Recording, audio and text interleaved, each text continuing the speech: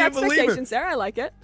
Mimi, I want to be a believer. I love this team. I love the Yoru hover. It's just, no matter how much you're putting into it right now, it just doesn't seem like enough for anybody. And I say that in hopes that Shopify prove me wrong. I want them to prove me wrong in a matchup like this, where somebody can finally take down these Titans.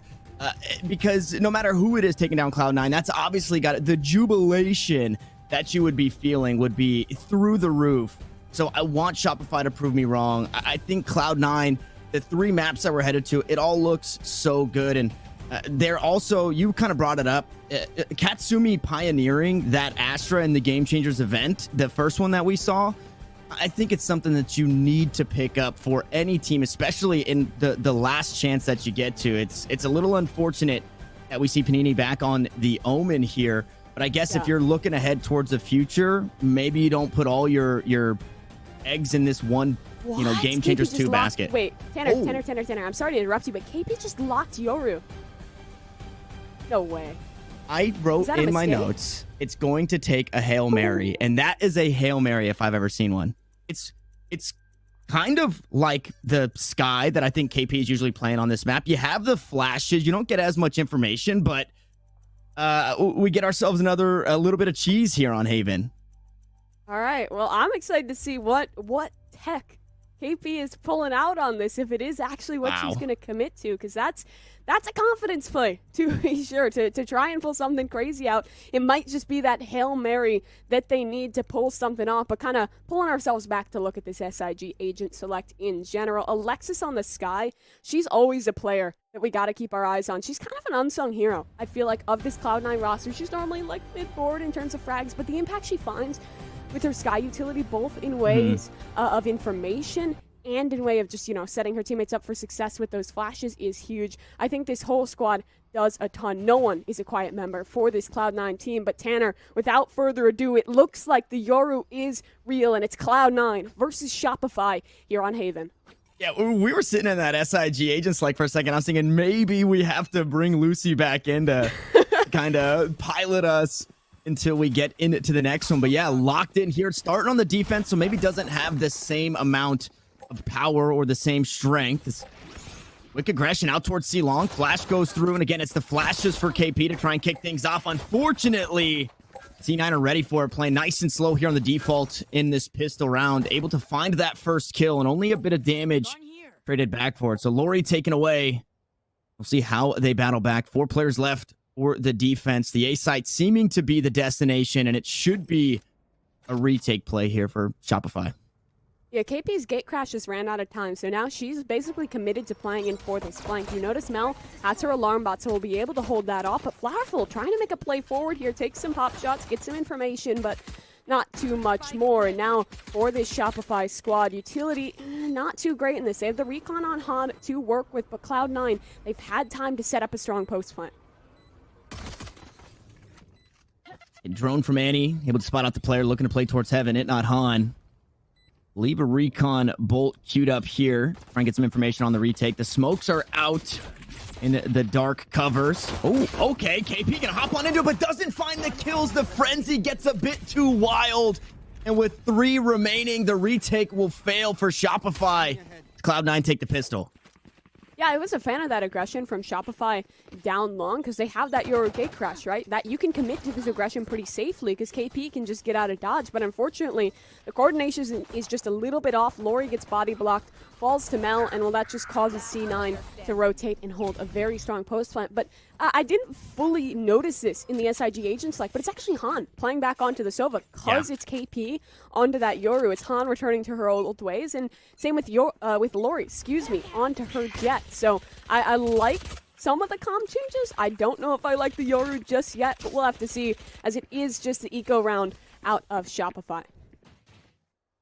And Lori, a very impactful duelist in her own right. Typically, we get to see her on the Rays, but it is that Jet, like you said, Mimi.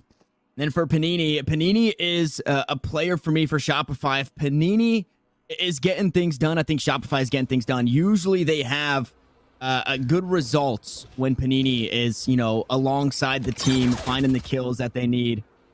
That drone spots out the turret, taken down by Alexis. And with 3 players stacked up towards A, it is just a feint right now. And KP looking to get aggressive, should be first to contact. It's the anti-eco, so you want to try and close the gap here.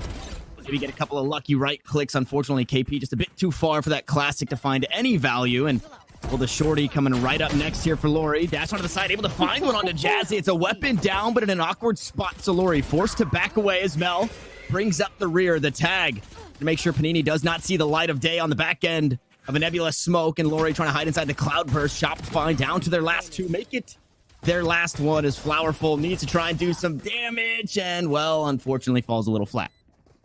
How does Annie win that? All right, well, of course she does. It's C9 going up 2-0 here, and it was just looking good in that anti-eco. They hold their default, waiting for that Shopify aggression. It comes, they're able to shut down nice and cleanly.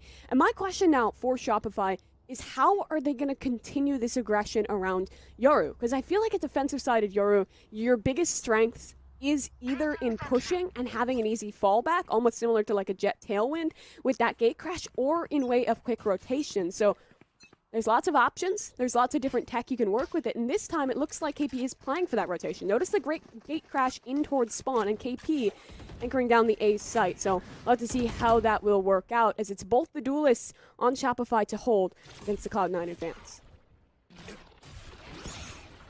And no real way to stop the control out towards A long.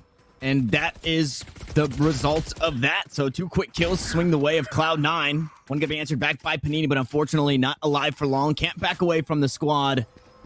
As it's down to the last 2 once more. It not Han Flowerful. The last 2 in the anti-eco, and the last 2 in their first rifle. Shock Dart go wide. I believe it found a bit of damage onto Jazzy, but really the only one tagged up here, making this a difficult retake, and quite possibly a situation where we might see these 2 players back away and look to save. It looks like that is the call here. Yeah, it looks like it. I like the call. Hold on to these weapons. Try and use them into that next round. And for Cloud9, it was such a nice push initially in towards long. That flash out from the Yoru, I think it did connect onto the close player, but the spam was just better. Out of the Spectre, run and gun, proving itself to be admirable. I mean, that's a bit of a heartbreaker for Shopify, really, because they have this big investment. They know that Cloud9 is going to be coming A. They try the aggression, which I didn't hate, but it just unfortunately doesn't work into their favor. Cat's on the hunt here, but shouldn't be able to find anything. Cloud9 now, they're up 3-0. Economy looking pretty stellar. I wonder, is Shopify going to buy up around these saved weapons, or are they just going to kind of let them be heroes in this one? Either way, it's going to be a bit of a tough round. Yeah, I mean, so they're down to 900 credits. I wouldn't hate to see the force around it, just because Not Han and Flowerful are not going to be able to purchase in the next round, even if the 3 teammates saved and were able to do so. So an interesting call. It does look like just the upgraded pistols. Maybe Lori hanging on to an operator for some time later. Nini looks to go aggressive out towards mid. Punish, but up close and personal. Lori, only a classic, not a shorty this time. 1 kill traded back. So a 2-for-1 out towards mid. And Annie, the one to fall with the Hunter's Fury. So it stings a little bit, but at the end of the day, Cloud9 still up a player. They still have the heavy arsenal advantage. And something that I wanted to talk about before we got into this game, Mimi, is if you're Shopify, if you're any team playing against Cloud9, obviously you know you're playing against Cloud9. You need to turn that streamer mode on. You need to hit those names off, and you just need to be playing Valorant, right? You need to not be playing against Cloud9. You just need to be playing Valorant, because I think we do see a little bit of that, like we saw earlier with that flash, as KP, unfortunately, doesn't have a flash to get herself out there. Once more, Flowerful, it not Han, might be forced to save. Maybe they just send it in hopes that they get something done, but in a 2v4 situation, the Nano Swarm gonna buy some time. On looking to be the first to peek. Flowerful, actually first to contact. Not gonna find anything onto Jazzy. Alarm bot taken down, and they're playing together here, so there will be 2 players as they look to swing. Mel to swing off contact here from Jazzy. Jazzy finds the first, Mel to find the second. They do it beautifully, just like Cloud9 does, and a near flawless for their 4th round. Looking stellar right now for Cloud9. And I like that point you bring up. When you're playing against a squad like Cloud9, you cannot let those names get to you. And I feel like they were able to do that pretty well in the qualifiers, right? That game wasn't streamed, but they got it nice and close. They were able to focus in and get the job done. But there is so much more pressure here because now they're not the Moon Raccoons. They're not a team with nothing to lose. They're a team that's representing an organization that has very high expectations. I think pretty much a ton of people are expecting this team to maybe beat out CLG and find that second place position. And if anyone is going to upset C9, people are expecting it to be Shopify. So they have to have that pressure weighing on them just a little bit. And I like this tack timeout. Nice and early. Make sure everyone's reset. Make sure everyone's ready to go. It's just another game. They can change up their strategy just a tad. And I think that might just be pumping the brakes because they've been trying these aggressive plays, and it's never really been working out for them, at least early days here, Tanner. And off the back end of the hero rifles, it does look like they'll have just enough to purchase a Flowerful, obviously having that Vandal in hand. On hanging on, waiting to buy until after that tactical timeout. And there is the operator for Lori. So yeah, so hanging on to that classic, not upgrading to the Sheriff, allows the Jet here for Shopify to find that operator, but now needs to find the angles, needs to find the kills. And I love the way that this team right here, right now, at the very least, is playing this operator. I love when teams do this. You put somebody else right behind it just in case the shot goes wide, just in case there's more than one. And obviously, when it comes to this A lobby control, you know there's going to be more than one. Now, Nova Pulse actually going to force Lori forward to try and find a shot and unable to do so. So backed away. AP going to hold tight, and the information tools in the drone and in the Trailblazer both going to be taken down. KP not spotted out for just a moment. Pushing to the smoke, though. Panini bites off more than she can chew there. Lori's able to trade one back with the knives in hand. Just goes a bit too high. The crouch from Jazzy secures a kill in response. KP able to use that gate crash to get out of dodge. And again, it's a back and forth. It's a 1-for-1, but now it's down to the last two here for Shopify. It's the rotators. It's the Killjoy. It's the Sova. This time the situation a bit more doable. Only 3 members to worry about, and if they could find something nice and early, obviously get things started. But the damage all swings the way of Cloud9. Katsumi able to close out that kill onto Flowerfall with 17 health on, forced to back away once more. On this full loss bonus, so it actually looks like she's going to send it in Annie. Going to close it out on the imposter. Cloud9 for their 5th. Yeah, it's looking tough here for Shopify, Mimi. Yeah, they're really showing us why they picked into Haven right here. And for this side of Cloud9, I think that Katsumi is a player that people can sleep on sometimes, but she does so much for the squad. In that round, she had the Nova Pulse that forced the fight out of Lori. That was how the initial damage was done. She had the smokes placed down. There was a Gravwell backside.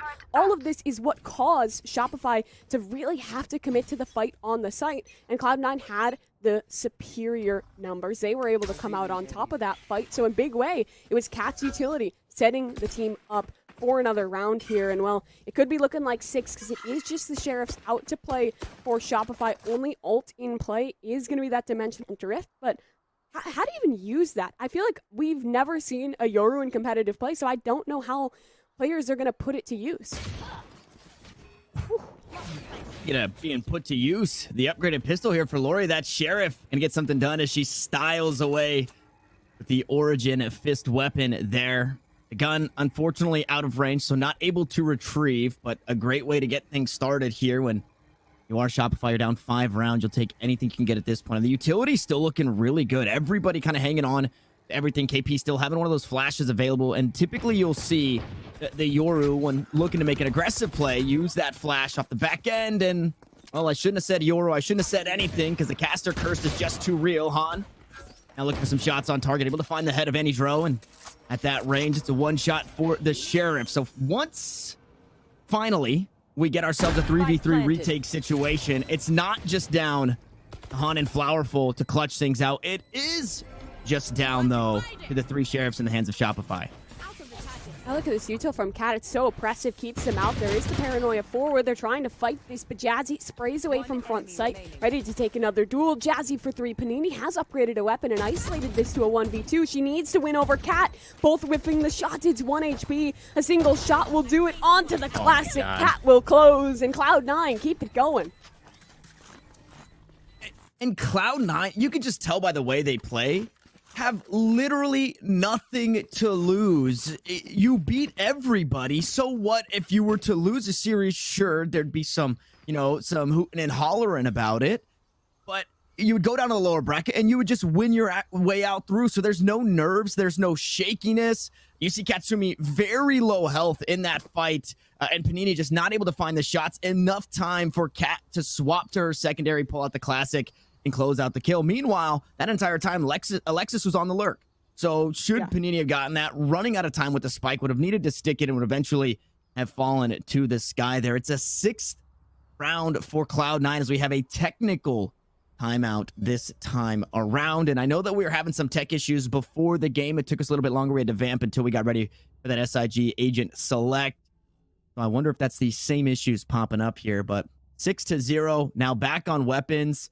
We saw a little bit of life in that round with just the sheriffs, and I'm hoping the accuracy, I'm hoping the life stays the same as we've got Shopify back on weapons. I'm trying to think here what they're trying to get done with the Yoru, because it is a, let's not like kind of rough around this.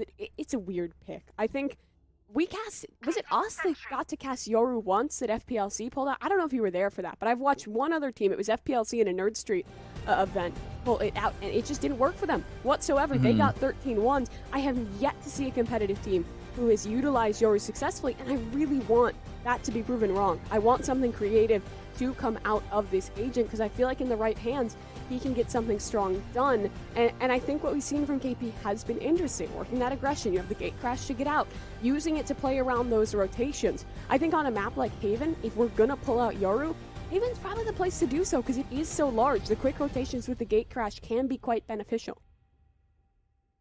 I've seen the Yoru. I remember seeing, and I don't remember the team, so I apologize. It was Miniature was playing it, and it was on Ascent. And I like what was happening there because there were some really cool lineups where you could toss out that gate crash, and eventually it would move along the wall. It would push onto the site. It would get stuck in a corner. You could toss your flashes out on top of it, and then look to make a play there. I don't think I've ever seen it on Haven, and I don't know if there are those same plays to be made, right? Typically, you just see it in solo queue where the gate crash comes up from C-Long. It goes all the way towards the back of the site. You treat it kind of like an Omen ult from the shadows, where you flash your way in, you get to backside C, and then you look to make a play like that. So it definitely is going to be a bit stronger, I believe, on the offensive end of things, especially with the footsteps, trying to buy rotations and things of that nature.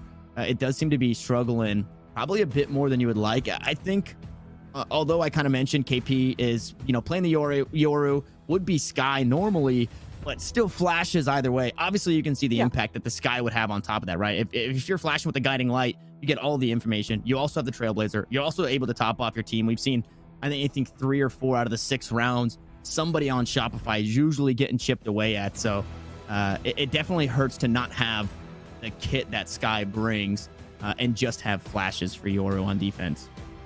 Yeah, and I've not other regions use him. I've seen it in Korea. I think I've watched it on Bind before, and it's been interesting because I think he's strong on Bind because you can kind of play around those teleporters with the fake out because it makes the same noise as if a player went through. There's a lot of trickery to be had, so I don't know. We'll have to see overall here, but maybe if you're just joining us, we're on a bit of a technical pause here while the players do sort out their issues in Cloud9 versus Shopify. It's Cloud9 up 6-0 on their map pick here. And I'm taking a peek over at, I was talking about Alexis on the lurk, but somebody in chat had said Alexis was AFK, so maybe that was a 4v5 round, and we were just kind of seeing that. Well, we got it confirmed. Yeah, our admin is telling us Alexis lagged out. C9 is calling the technical pause. So hopefully Lexi will be able to get back in the server as soon as possible, and we'll be able to get things renewed here. I don't know, Tanner. From what you're seeing thus far, how much of a shot do you think Shopify has? Because I want to bring up this point quick, because they're really slow starters. That's been a consistent thing. Yeah. So many of these series, they've gotten absolutely eviscerated first map and then bounced back. Versus Dig, Lori dropped 0 kills. I'm not trying to drag on Lori. It was just like an unlucky game. But they got destroyed, and then they pull it back in a big way second 2 maps. Like, this whole team is like a second half, second game kind of team. So, I don't know. We'll see if it's that issue, or maybe it's something more wideswept where it's not just worried about getting things rolling in this game. Instead, it is a bigger issue. But I think that Icebox is where we're really going to be able to see Shopify play. Yeah, and to kind of go back to that point of, Lori having an unfortunate game in game 1, I believe she came back to top frag in the next game in game 2. Yeah. So kind of got the ball rolling there, saying, hey guys, sorry, I wasn't too impactful or impactful at all on map 1, but I'll make up for it here in this next one. And yeah, so the problem with, I guess maybe not the problem, I think this technical pause probably helps because you get to slow things down a bit. It's, as the series, as the day goes on, you start to lose the jitter. So when you have a long pause like this, you are able to kind of take a second, take a step back. I know for me, I would get out of my chair. I would just lay on the floor. And we talked about this before. Like when I'm getting ready for anything or like I'm nervous, I'm feeling stressed, I kind of just try and sink into the floor. I lay back, I close my eyes, I take some deep breaths, and I just focus on what's directly in front of me. And again, what is directly in front of you needs to be just a Sova, right? It needs to be it's not Annie, it's Sova. Yeah, exactly. Yeah, just a Sova. It needs to be just an Astra. It can't be, you can't be thinking about it being that Cloud9 team. So I think with the pawns like this, Shopify will have some time. I don't think you really get to chat a whole lot or really talk to your coach in a technical pause. So there won't be a whole lot of strategizing, I'm sure, except for KP kind of, trying to piece things together. I will say, if you're going to lose Haven, this was, I think, the way to do it. I think this is showing us that there is some innovation. I do think for whoever does take a series off of Cloud9 in these game changer tournaments, it's going to take a Hail Mary. You're going to have to do something wild that nobody is expecting. It could take a cheese comp like we saw in for GX3 on Haven, right? Just something of the sort. Or, you know what it could take, actually? Maybe, what are we talking about? I don't know. It could take something to chew on. So some respawn gum, get the energy in there. I know we were running some comp last night after the show, and on our this isn't me just trying to plug respawn, but we were both chewing the gum, and then we were at the top of the server one game, and then spit the gum out, done with it. Next game, both of us kind of had a bit of a Lorion Breeze moment. So yeah, I don't know. It was I can just recommend it very much. It's tasty. Maybe helps you out with the game a little bit. I don't know how much, but if nothing else, it's good gum. Yeah, it is. And so I actually had heard mixed reviews coming into it, and I really enjoy it. It is something that I'm almost done with my first pack, and I just got it the other day. I opened up some of each flavor, and I've been trying all of them. But wait a minute, we can stop talking about gum for a second. We can stop talking about ourselves, because it looks like the game is on pause 10. We're back live into things, and just to remind the audience at home, Cloud9 White 6-0 up on their map pick. This is the first of the series, and this is also the upper bracket winner here into the grand finals, and loser knocked down to play against the winner of Dignitas and CLG. And now, coming off of that technical pause, we talked about this maybe boding well for Shopify Rebellion, being able to slow things down, take a break, take a breather. And now we'll see what adaptations they have made.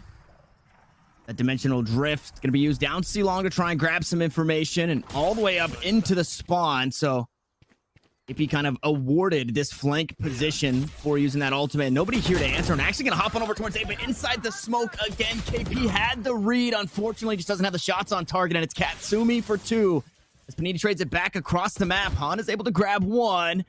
Alexis hops on the board again to swing things in favor of Cloud9, and just when Shopify start to get things going, they just can't close out. This time, though, Flowerful and Han, once more, the last one's left alive. Flowerful is able to find that first kill. It was once a 2v4, Mimi, and it was a 2v3. Now it's a 2v2, but in the 2v2, Alexis is going to go aggressive and be sat down. That's the spike down, and it's full HP here on the Sovas. It's Han, it's Annie. Flowerful bringing up the rear, but still a thought for Annie to go back and clear long and short. Not too sure. No, yeah, spike was picked up. Big plant there. Lockdown actually going to be used here. Annie looking for the plant is going to have to get out of dodge, or quite possibly use that Hunter's Fury. Shock Dart down to 46 HP. A technical pause, Mimi. A technical pause. And this is where we could probably finally see the first round for Shopify. Hunter's Fury going to go just a bit wide. Nanoswarm to stop things, and that spike not planted in a great spot here for Annie. Has to get on the side as Flowerful sticks to defuse. The kills to come on through, and it's Flowerful to close it out. Shopify finally on the board.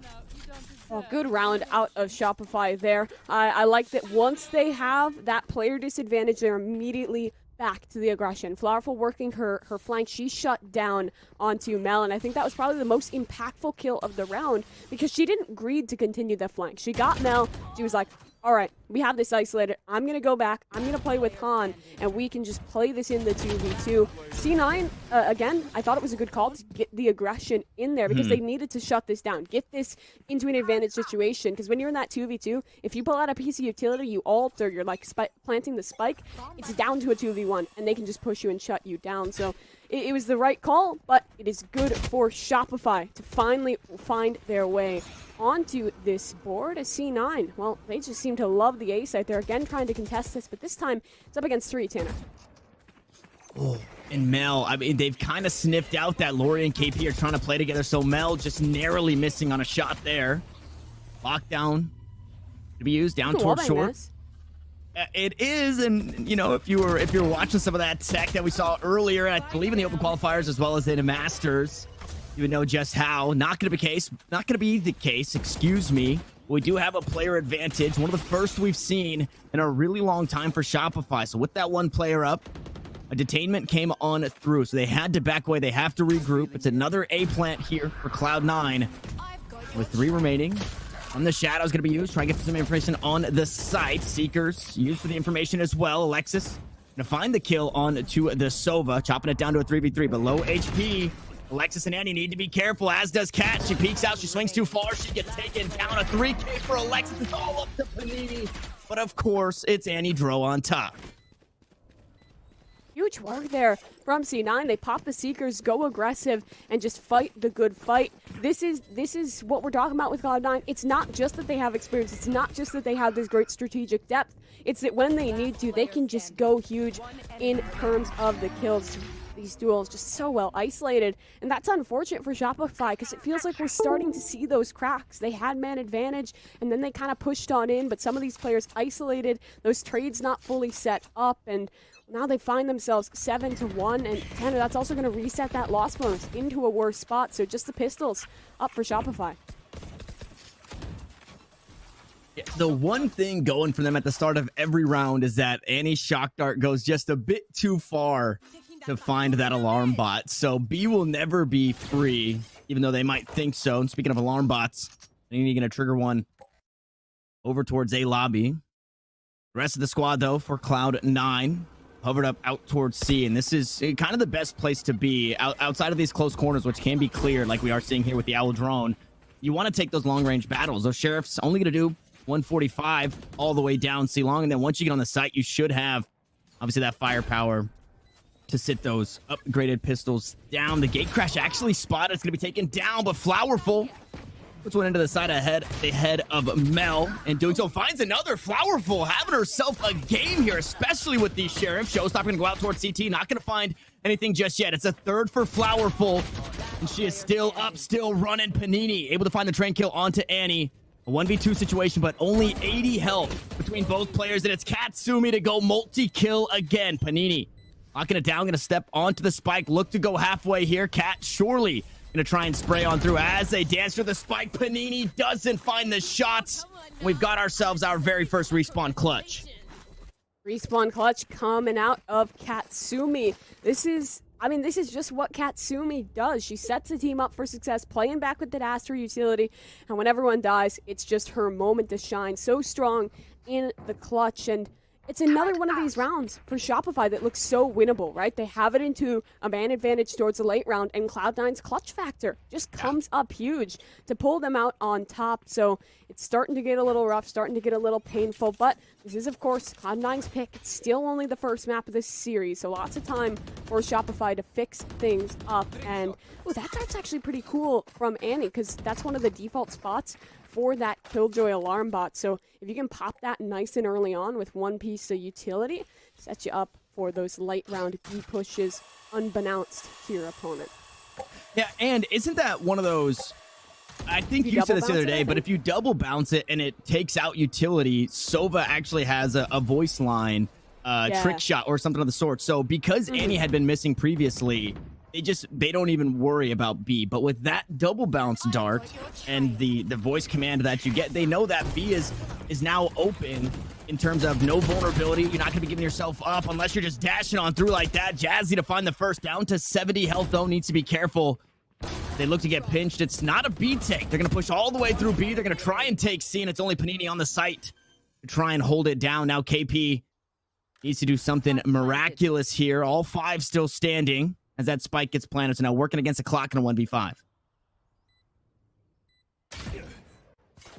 KP already revealed. Dink comes through. This round's over. 1v5, 26 HP. Best she can hope for is keeping this weapon in Cloud9. They're not going to let that happen. It's the first secret lab flawless out of Cloud9, and that is a surprise because they have been looking perfect thus far. We talked about that Killjoy alarm bot dart that's going to just knock that one down, give the confirmation. That was cool, and then you just have Jazzykins. Disrespectful, in quick, off the Seekers. That was a thing that I don't know if it's necessarily a set play, but it's something that Cloud9, they're very good at just kind of coming up with strats mid-round. I know Mel talked about this after the previous Game Changers, in that they don't want to run all their set plays because VCT is coming up next week, and that's what they really care about. They just want to focus in on playing their game here, just going for those mid-round strats, trying to adapt around their opponent, and it works so well for this squad. Nice round out of C9, and there's a mid-fight underway for Shopify, but it's not working in their favor. Lori to fall, but KP does fall back off the gate crash. And Lori looking to just find something, pushed up aggressively there. An awkward buy, Sheriffs for 3. Flowerful going to be rocking that Judge, playing the close corner up towards A short. And I mean, it's been kind of a teeter-totter back and forth. The only problem is, even if you read that, you say, hey, they went C last round, they're going to go A this round. Shopify just haven't, not only do they not have the arsenal, but they just haven't been able to stop them at all. The guiding light going to go through. Alexis spots out Flowerful in the corner because of the flash there. Unfortunately, those shots go just a bit wide. That widespread on the Judge, not wide enough. Leaves it up to Panini. And you said it's surprising that was our last secret, or our first secret lab flawless in that last round, because they have been looking flawless this entire game. Another secret lab flawless back to back to get to double digits for Cloud9.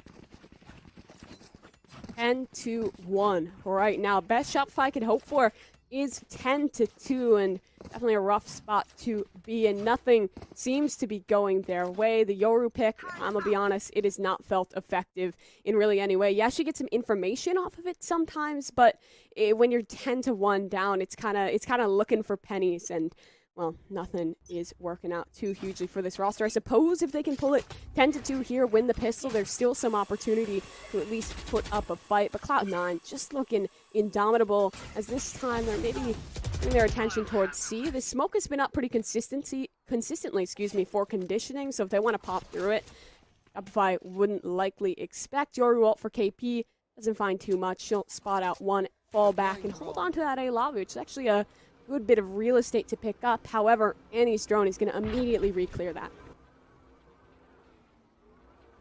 And it forces out the gate crash there, so KP going to be waiting just a bit of time before getting that one back. Now, how cool would it be? I know that there are some changes in the works for Yoru, but if you could place the gate crash inside of your ultimates, you could kind of move around and maybe do something sneaky where you show, or your ult is heard wherever you're coming out of that dimensional drift elsewhere, but you place down in the meantime. I'm going to hold that thought as Mel first to contact, but it's KP out on top, and another gate crash to get away. This is looking good here for Shopify. Get some momentum in the last round of the half going into the pistol. Unfortunately, the shots go wide for Flowerful, who's been having, although the score is 10-1, Flowerful's been having a very dominant game. Really the only player that has been able to get her footing underneath her for Shopify. Hunter Shurius, nice shock dart, gonna chip away at Jazzy. 23 health, needs to back away now. With 10 seconds left on the clock, the kills are starting to come through. That spike finally getting planted. Nothing able to delay it just yet. They're not Han, gonna push on through, not able to finish it out. There it is at the end, a 3K for Han, and a second round for Shopify as we go into the second half. Looking good for a second. I was just kind of ragging on KP for the Euro pick, and there it goes big. She's able to find that entry and immediately gate crash away. Gets that 5v4 cleanly. And then the thing about the gate crash is that KP could be anywhere. KP could be on the C site for all they know, so that's where we get some of the creativity. But as we look back at the Chipotle replay throughout this first half, it was just C9 across the board, 10-2. I'm pretty sure they're going to be feeling mighty confident off of that one. And this is one of those situations, obviously 10-2 is not good for anybody anywhere, but the pistol round means that much more. Obviously going into the second half, whether you're even, the pistol round, it means a lot because you want to start to, you know, mount that lead. But in a situation like this, you are actually backs against the wall. If you lose the pistol, you either need to force in that what should be an anti-eco to be able to hang on and keep Cloud9 at 11, or just wait until they're on 12 and play to win 10 in a row, which doesn't seem the most doable. It is the Yoru on attack this time around. Take a peek, that gate crash out towards C long. KP looking to make some noise over towards B. Nice little pop flash there. Nano Swarm, though, forces the gate crash out and just completely read the Yoru plays. Katsumi was able to finish off what Mel started with the Nano Swarms. Lori there to trade it back. Paranoia gonna blind out Alexis, but Mel once more there to find another trade kill. So Cloud9, they don't give up anything for free here. It's a 1-for-1. The trade kills land true as Annie gets spotted out. Two players back towards the defender-sided spawn. Should be working hand in hand. We'll see how Annie decides to push on through. It's actually going to be shots through the dark cover. It's a leaping right click, and now it's all up to Flowerful with 34 HP. Spotted out by the alarm bot. A Nano Swarm, but the spike being diffused. Mel just going to hang on to that one. Flowerful stays alive only for a moment. Finally falls at the end of the round, but it's Cloud9 picking up their second pistol here on Haven and pushing themselves to 11. That was a creative play from KP. She throws the gate crash C long, goes and taps a spike on B. It did draw the rotations. I think there was 3 or 4 Cloud9 members there and ready, but the second she gate crashes, they're already putting pressure on the C site. So Cloud9 is like, all right, whatever, it's just Yoru doing Yoru things. We'll rotate over. They were ready to shut down that site take and to come back huge and shut it on down. It's 11-2 up now, and this is the dilemma you were talking about. Do you force into this, or do you concede to 12? The solution seems to be a force buy onto these Spectres, but Cloud9, they'll have that heavy armor. They'll have everything in their advantage still. It's the last legs here, quite possibly, for Shopify. Gonna be the Spectres against the Spectres. The only real advantage will be in the utility and the shields for Cloud9. So those heads are gonna be a bit more protected. Unfortunately, you can't say the same for Shopify. They continue to dance around. Gate crash, believe, being taken down inside of garage. Katsumi spotted that one out, and we'll make sure that KP doesn't look to make a play like that. The Stampede is currently being heard, and the flank is currently happening, but right in front on the side, it's Jazzy. The bounce out the door finds 2 kills. Flowerful trades it back, but Mel sits Flowerful down, and that's a lot of firepower off the board as the run and gun just lands too strong. It's a 12 for Cloud9. Mimi, we are nearing a 13-2 here in map 1. Shopify, I mean, is there another Hail Mary to be had on top of that Yoru? It's the attacker side of map, Tanner. Don't worry. 10 rounds in a row. No problem for Shopify. They pull it to OT. No, but we cannot be on to the Shopify copium that hard. Cloud9 is just looking like so much the stronger team on this map. Haven has always been a stronghold for them, and they are doing it here again. The buy for Shopify, rough. C9, they're not even really reinvesting here. Just kind of one reinvestment onto the Guardian. Everyone else fully committed into the bonus, so they're not even greeting for the win. They're like, we're just going to keep things nice and slow. We're going to play like we're not even looking at the scoreline, and, well, we finish things out. Hey, that's pretty cool. We go into the next map, and for Shopify, it's a last-ditch effort as they're fighting up towards Garage, but Cat, they're ready to shut down KP. However, Lori, good for the trade. And Alexis a little lost there with that kill coming on through. The Trailblazer didn't get a whole lot of value, and it didn't spot out Lori, although being there after the trade, they understand that Jet's going to be playing somewhere close to mid, and a lot of respect now given to what could be a flank through mid, right? We saw Mel pushing in through the window last time and then having that flank out towards the A lobby. So Flowerful is going to hang out for a second back towards the spawn just to make sure they can try and find all the information they need before hitting this site. Our covers go through. Recon Bolt going to be taken down. It does get a ping off, but unfortunately the Guardian going to find a ping there onto the head of Lori. Jazzy looking to push forward here. Swings out towards long. Sheriff and Hampanini is able to sit one down. Mel still going to work, though, backing up the rest of the squad. And what could be the last round of game one. It's all in the hands of Flowerful. I wouldn't want it to be anywhere else, but I would want that spike to be somewhere else, Mimi. Yeah, this one feels like a long shot. 20 seconds on the clock. Spike not quite in her possession. And look at the crossfires established for Cloud9. Everyone in position to shut this play down. And the game should all be over unless Flowerful can go huge. She gets a double, but still not enough. Cloud9 White 13-2. They'll close out quite dominantly there for Tanner. Yeah, it was Cloud9 doing Cloud9 things. Like we kind of said, I really appreciate, we talked about the map picks and Shopify coming into this one, feeling a bit more aggressive, feeling a bit more confident. They bust out the Yoru. They try and show her some Yoru tech. Unfortunately, it just didn't land. And now you got one more map in front of you, that map being Icebox. And I don't really know what to expect at this point. Yeah, well, we know that Shopify can start slow, but that's quite a slow start to be had. 13-2 is Cloud9. Take the first map, and now they're looking primed to maybe make it into those grand finals. But after this break, we'll have to see, can Shopify fight back into that? It's after this.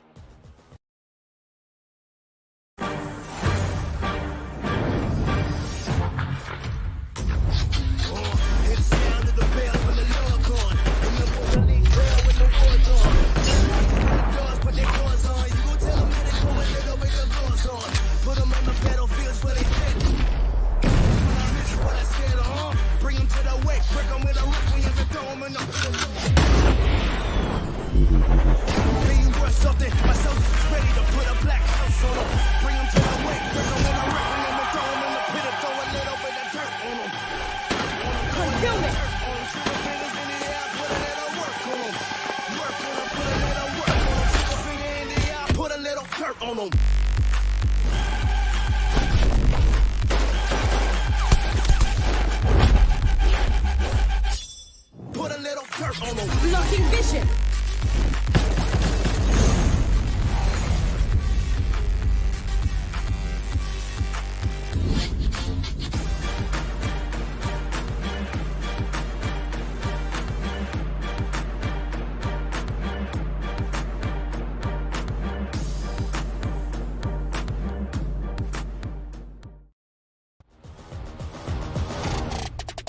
Got the money in the bank.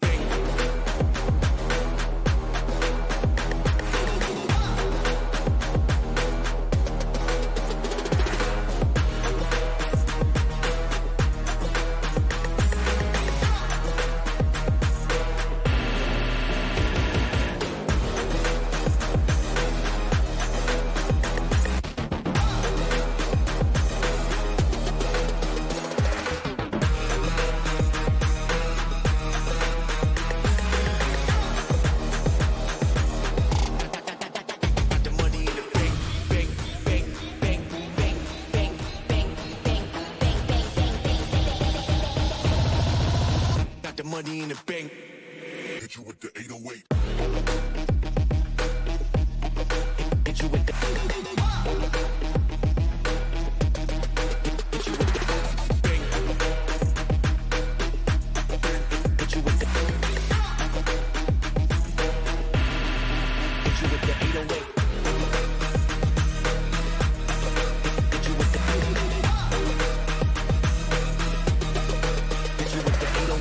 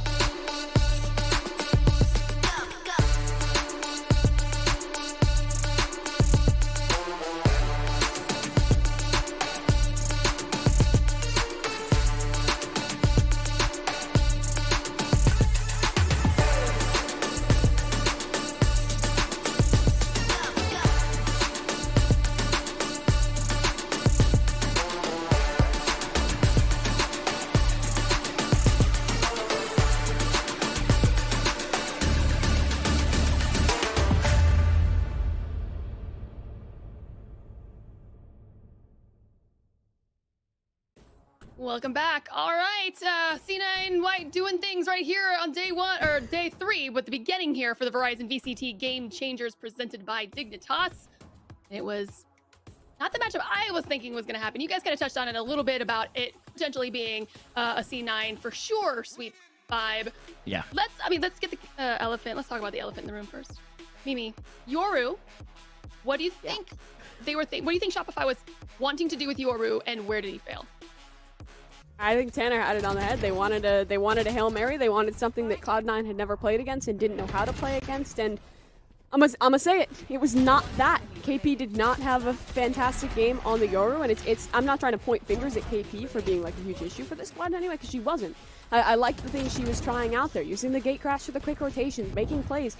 I thought it was good for retaking map control when they lost it, but it just didn't feel well oiled, and it just felt like the Shopify squad, again, very slow to start, rough around the edges in this first game. And I mean, I guess for the sake of having a close series, I can only hope that they can kind of fix things up going forward.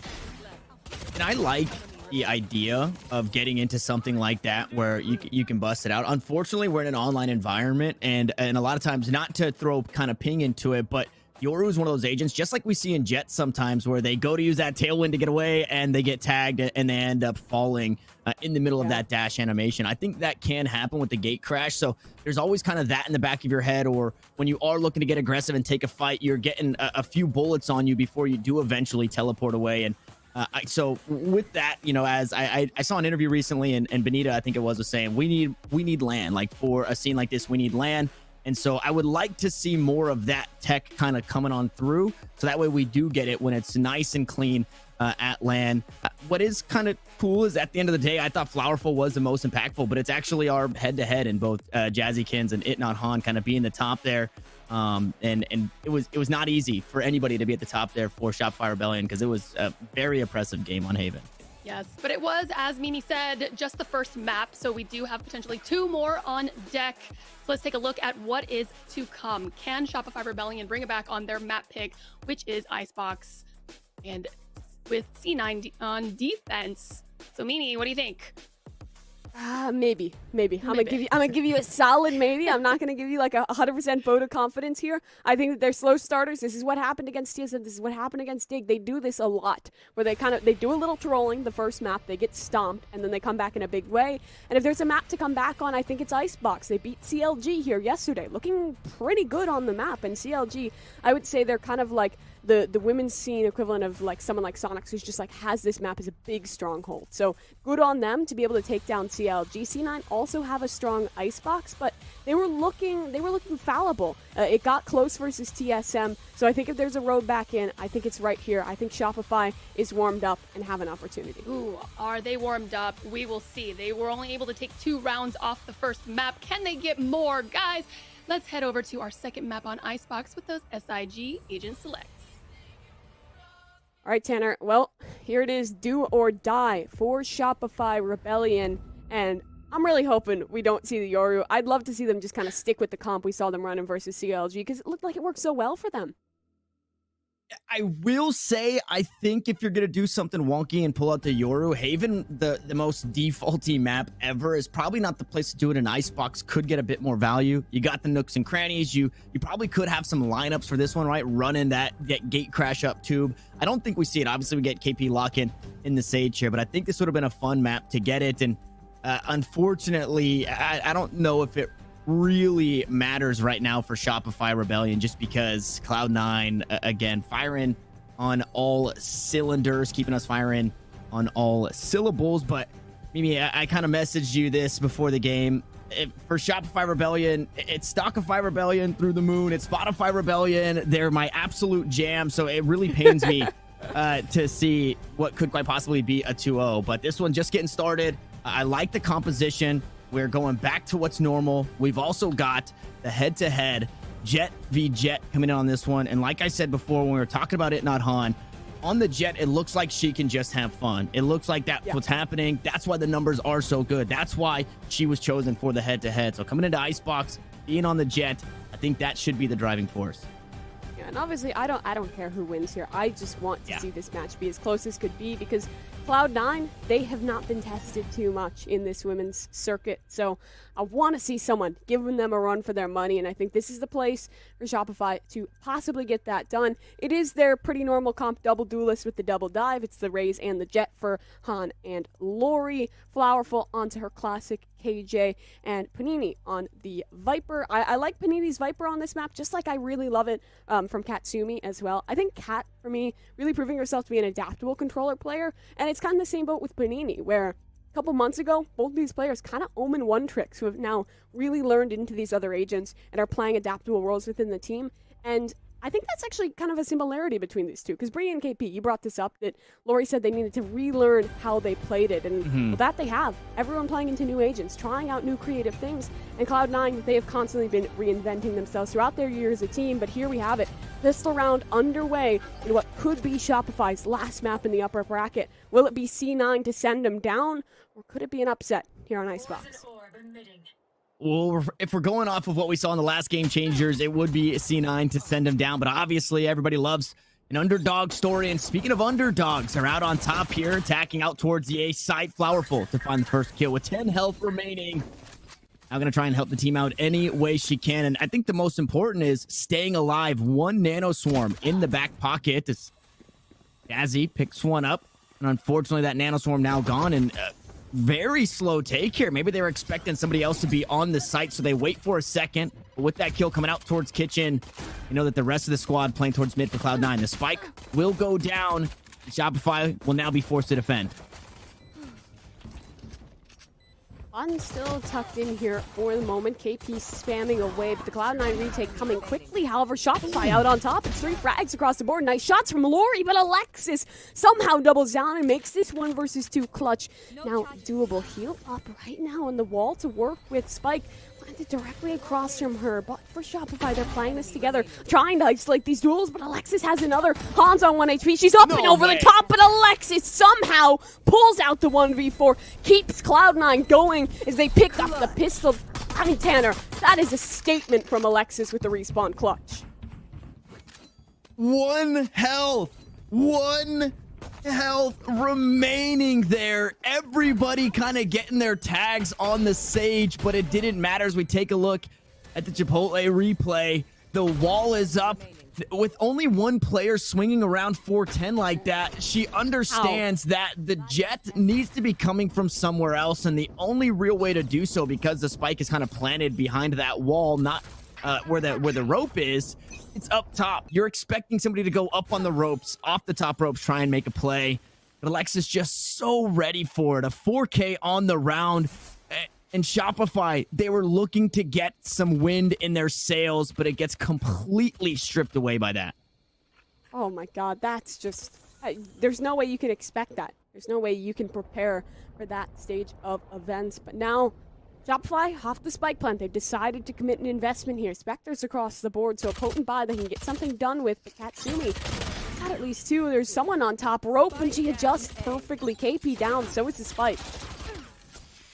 The spike falls in the turret, getting a bit of value damage onto Han. It is a force-up coming out from Shopify, so keeping up with the same aggression that we saw previously. Recon Bolt getting tags onto 2, but on the opposite side of the wall, Mel can't find the spray down. All of that action, though, has sent bottom rotation out towards A. They are going to spend some time trying to cross out towards mid. Jazzy just missing out with that 3-round burst from the Bulldog, but the B site unoccupied for just a moment.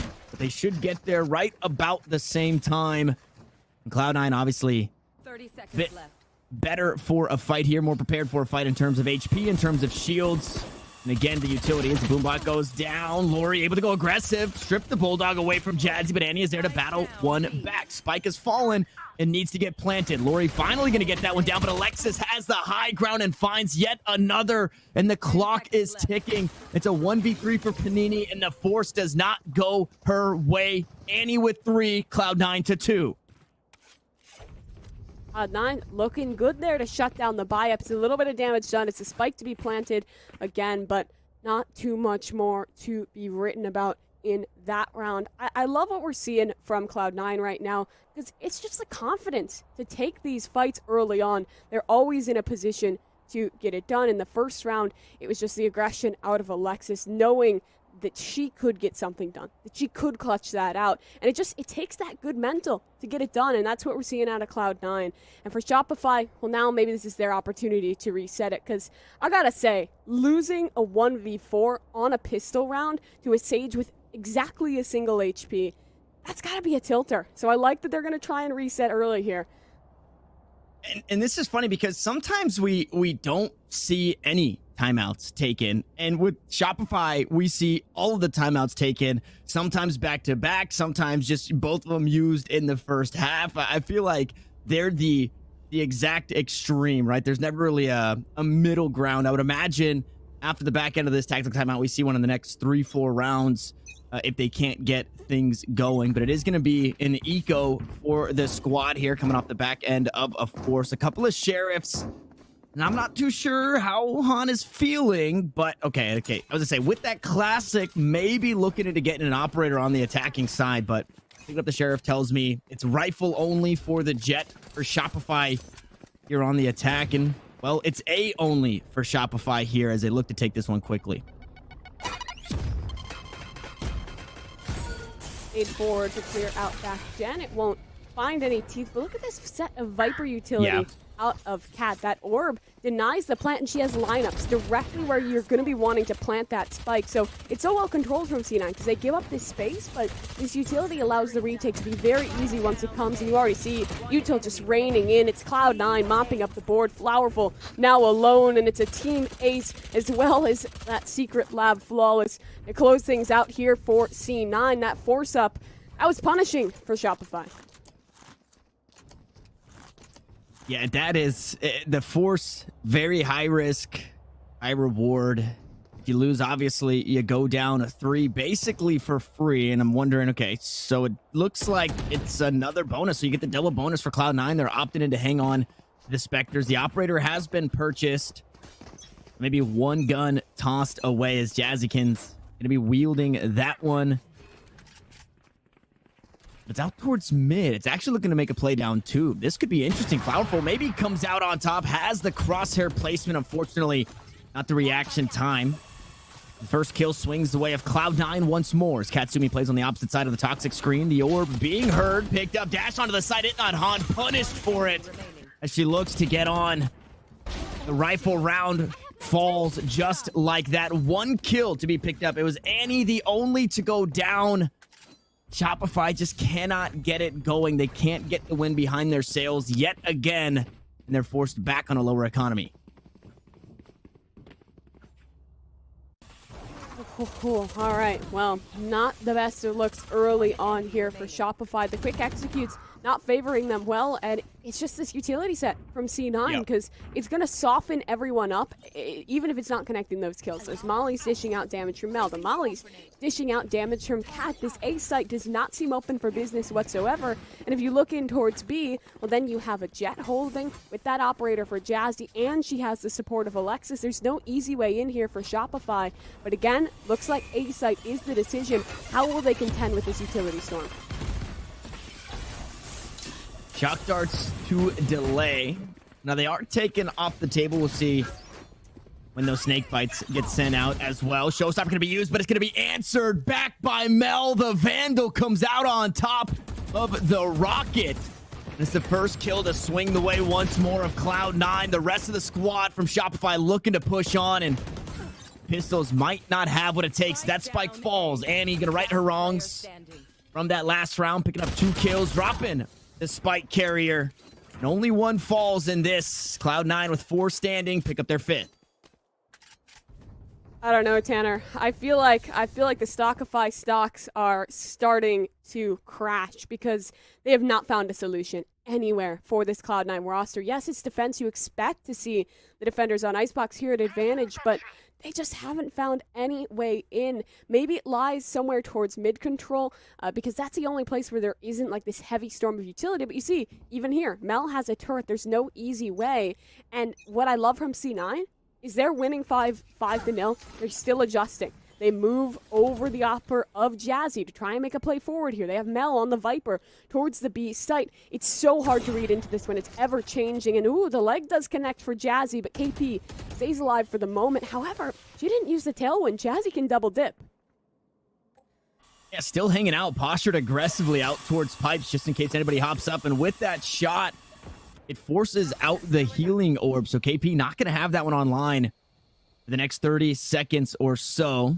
Taking any damage, put you in a spooky spot as the toxic screens go down. The spike slowly starts to creep up, and Powerful has quite a bit of information. And in this mid position, you can hear a whole lot in terms of footsteps. So we'll know that there are a few members from Cloud9 rotating over, but it's still so incredibly impressive. Look at the Viper utility swapped up to B, the Poison Cloud right on top of it, and you know Katsumi has the lineups. Unfortunately, nothing lined up here for Annie as that Hunter's Fury going to go a bit wide, but I say lineup, she backs away and has the shock darts to come on through to try and delay things for just a moment. With the wall up, Shopify still cannot find their way onto the site, but they're waiting for Flowerful, needing to get something done here. Will be spotted by the turret. Viper's Pit goes down. Katsumi able to hop on the board with Alexis. The duelists are down as Flowerful looks to stop a flank and is able to do so with the resurrection. Things looking fairly even. As I said, back and forth we go. Panini able to find one with the snake bites. And now Annie needs to come up clutch. Miss multi-kill in rounds previous, but needs to find 3 in front. She has to do it through a Viper's Pit. Time not in her favor, but she's isolated Han down to this 1v2, but you hear the time ticking. Where is Panini hiding? Annie has no idea. Well, with that, not going to be able to isolate this duel. The time is already gone. Likely is looking to save onto the weapon. Shopify finally finding their way onto the board, and it seems like the B site was the solution. I also like that when they're executing there, just pump the brakes a little bit. They're not overzealous to get that spike down. They know Cloud9 has the lineup, so they just get that initial tap, back up, wait for the fight to come forward, because they know how aggressive Cloud9 can be in those circumstances. It nets them that plant pretty safely. It nets them the Viper's Pit, which allows them to hold on tight. But it's only one. It's only one round. They need a lot more where that came from to keep this competitive. And as we take a peek at the purchases across the board, only on the classic, can use those knives, dash up on top of tube, looking to take some aggressive posturing. Might go toe-to-toe right here with the operator, though, and that's maybe not a fight you want to take. The tube will be for safe haven here on Icebox for just a moment. As the tag comes through, I don't think it's wall bangable in a position like that, so Han still able to hold on. And with this, not only space, look at this, the team pushes up tube, the shock darts are used, sure, some damage down onto your jet, that doesn't feel great, but that's a lot of utility already stripped away, not even on the take. The healing orb now to top Han off here, all 5 still alive, and a lot of utility bought out in a play like this for Shopify. Yeah, but look at the repush out of Cloud9. They're fighting in for this B main control, and they still have the pit committed in towards A. As well, Annie re-droning down kitchen. So every space that Shopify once garnered, it's now been rerouted. It's now been placed under the control of C9. And Alexis working this flank with support finds one. It's Panini to hold the line. Killjoy locked down up, but Alexis still finding her impact. This is falling apart for Shopify. Unless they can find these kills here. Han able to find one, unfortunately now just down to the classic, forced to back away, but Katsumi pushes forward to try and stop the play. KP still on the flank, and Shopify get it done again. Cloud9 fall a bit flat in the flank there and allow another one to slip through. Crucial lockdown there out of Flowerful. They don't have that lockdown. They likely lose the round because they were forced to fight that flank, but the flankers couldn't push in. It denied the crunch, basically, because there was no way for Cloud9 to play basically that 4v4. It was isolated into just the 2v2s on each side. And it's just Shopify winning out on the gun site. So good on them to come back into a round that looked so dire. And Tanner, it's important to note that I think this is the first time they've gotten rounds in a row. It's 2 on the drop, but look at Jazzy, so sneaky here, up on top of the corner of the wall, but the shots are missing. She has to fall, but Han's not looking. Alexis gets one as well onto KP. Now advantage by 2 for C9, and they have the spike. I have no idea how Jazzy got away with that, and now they're just looking to grab anything they can as Flowerful finally trades a kill back. Mel there to put that spike right back where it belongs on the floor, finds the second to close things out, and I mean, maybe getting a little overzealous there. Han pushes through, and I don't, what? I'm so blown away by this play from Jazzy. Yeah, we need the Chipotle replay here because I have no clue what happened. I guess Han just wasn't ready. Maybe she thought that the player was initially undertube, so it would be stuck in behind the wall and was trying to just make the sneaky play, but clearly it doesn't work out. That Sage Wall boost, really cool to get things done for Cloud9. Now, for side of Shopify, they did win those couple of rounds in a row, so the money is still looking all right. Just lower it down to the Spectre. What are they going to do with this? As soon as they try and fight mid, Cloud9 instantly have a huge investment in way of utility. If they try and exec a site, well, there's the preset plays. There's a setup between the KJ and the Viper Mollies to lock them out. And look at the adaptation this time. Cat's playing up on the off angle towards screen. It gets even harder for Shopify as Alexis and Jazzy pushing up towards B main. Panini, she has to contain this, and she gets them both. Huge for Shopify. Yeah, Panini is firing on all cylinders, so is the Shopify squad, and we get to take a peek right there. It's all down to Annie, who's able to find one, now forced to swap weapons. Only one kill found there by Cloud9. Panini kicks things off in a beautiful way, finding that 2K, and it's a third round for Shopify. The lead cut in half for C9.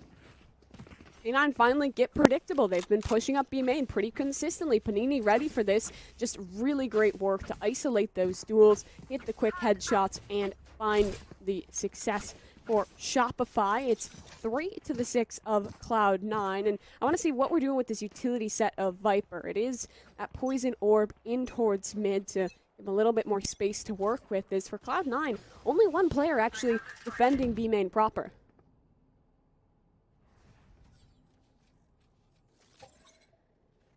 It feels like it really only takes one, especially with that Katsumi utility. Could be the first to fall here, though. Spots ahead of it, not Han. Katsumi does eventually go down. Jazzy forced to dash away, 70 health. She backs back on to the site, trying to play that head glitch just on the other side of 410, and that's a big win right there. If not only finding your first kill, but your first kill being on Katsumi, because now with the utility and the Viper over towards A, you know that that's where the setup was. You probably know that there's nothing stopping you really from either site now. B is obviously just have to take the fights and win them, just like this right here, but it's Mel to come out on top. KP will fall, swings for another hit, not Han goes down, and a Nano Storm to push Alexis off. The spike will go down, but those kills should not be happening. It's Jazzy to find another, and Cloud9, they just always find a way to get it done. I don't know how they do it, but they just keep doing it. And Shopify found the first kill in the round, but now down to the last two, and it's the post-plant meta here for the last two. We saw Snakebite go through, Nano Swarm on the spike as well. It's buying a bit of time. They don't have much more. Panini on top of Greybox. Able to take down one. Flowerful hops on the board as well, and they're looking to salvage this one, but Alexis says, no way, Jose, for one. The resurrection to make it a 2v1. Flowerful needs to come up huge, but it's Alexis again for Cloud9-7. Somehow it's always Alexis when it does come down to these clutch situations, brings Annie back into play. And the defuse, it's close, but it will come through. It's the respawn clutch up from Alexis to bring that resurrection into play. And man, Shopify, they cannot catch a break. And well, the main person to deny that was Mel. Anchoring down here towards kitchen was huge. The movement to just tuck in, keep these duels so isolated, and wait for Jazzy to support. If you're the player going up against it, you don't know where to look. You don't know who to fight. So really well played to Cloud9 in that round, even if it did have to come down to the clutch. 7-3. I mean, it's really not looking dire, right? This is defensive side. If Shopify can get 4 or 5 rounds here, they're chilling. They're looking pretty, but they're obviously going to want more because they know that C9 on the attack can still be a very, very strong opponent.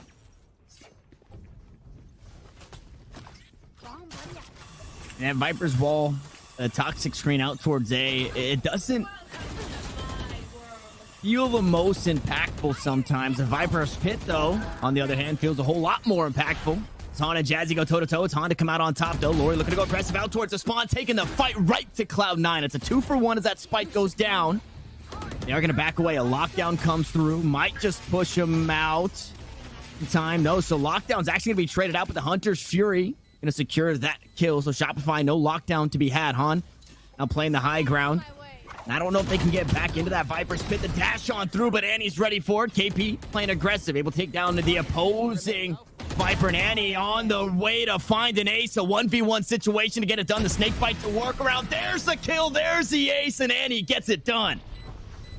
All right, well, Annie, not only did she ace, but she broke the lockdown with the Hunter's Fury. That entire round was just Annie Drove going huge. It's the ace out of Cloud9, pushing them forward onto 8.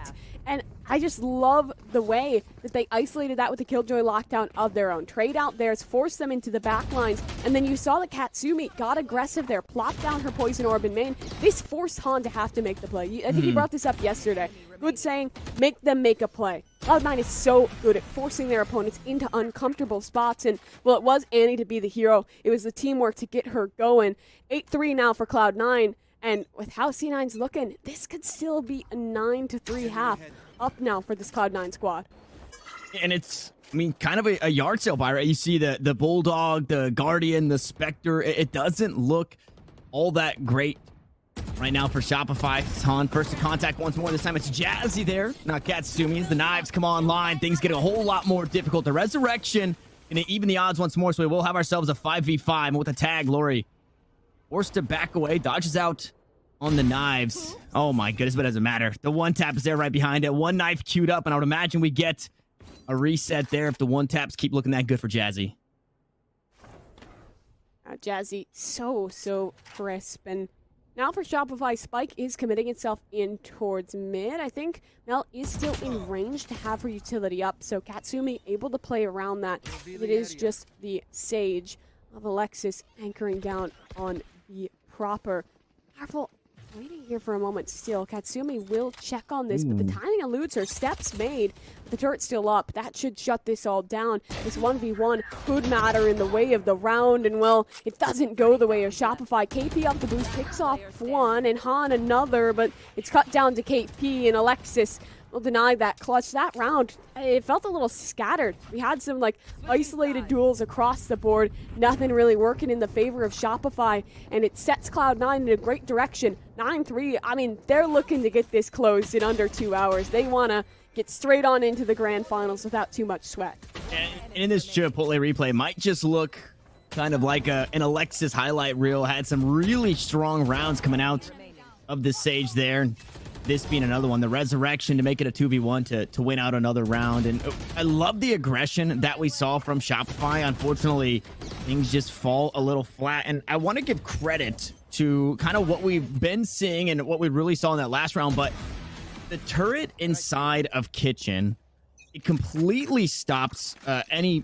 I guess it's better than the alarm bot, and it works, I guess, the same job, but they don't need the turret anywhere else for Cloud9 because they just put a player there. And because nobody can challenge whoever they're putting up front, whether it be Katsumi, whether it be Jazzykins, right? They're pushing forward for the information, and Shopify just couldn't stop it. So that defensive half was just so good in terms of ability usage coming out from Cloud9. And then on top of that, just being able to win those gunfights allows that to take place. And now with this, their attack starts over towards the A site. Utility all tossed this way as well from the Vipers. I'm not too sure where the poison cloud went for Katsumi. I would imagine out towards mid, but because it's not being pumped, maybe not. Maybe he's still hanging on to that one. No, it is somewhere.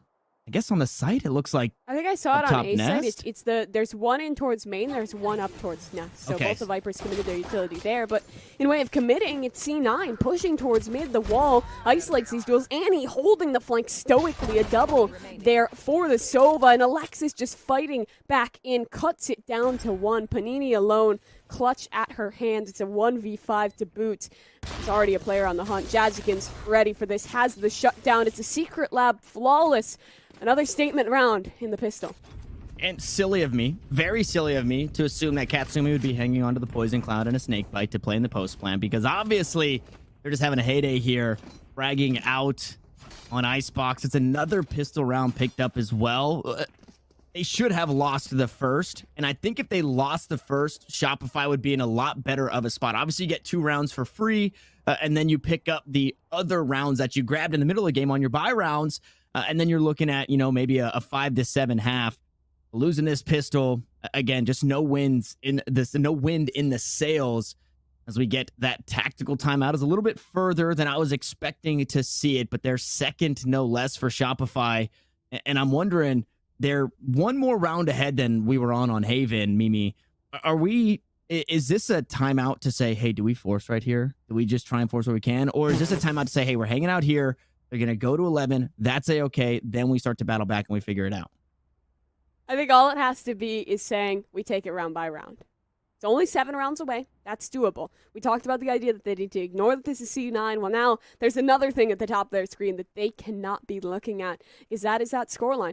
If you can force up here and win, you pull your way to 4. It's doable at that point. They're not out of this game quite yet, and I'm sure that's what their coach is telling them. Just focus up 1 round at a time. If you lose a round, that is okay. You still have ways forward, and even if it's not here, the lower bracket is an option for this squad, but they don't want to be thinking about that yet. They want to be thinking about the game at hand, the round at hand, because right now, viewership doesn't matter. The team they're playing doesn't matter. It's just this round.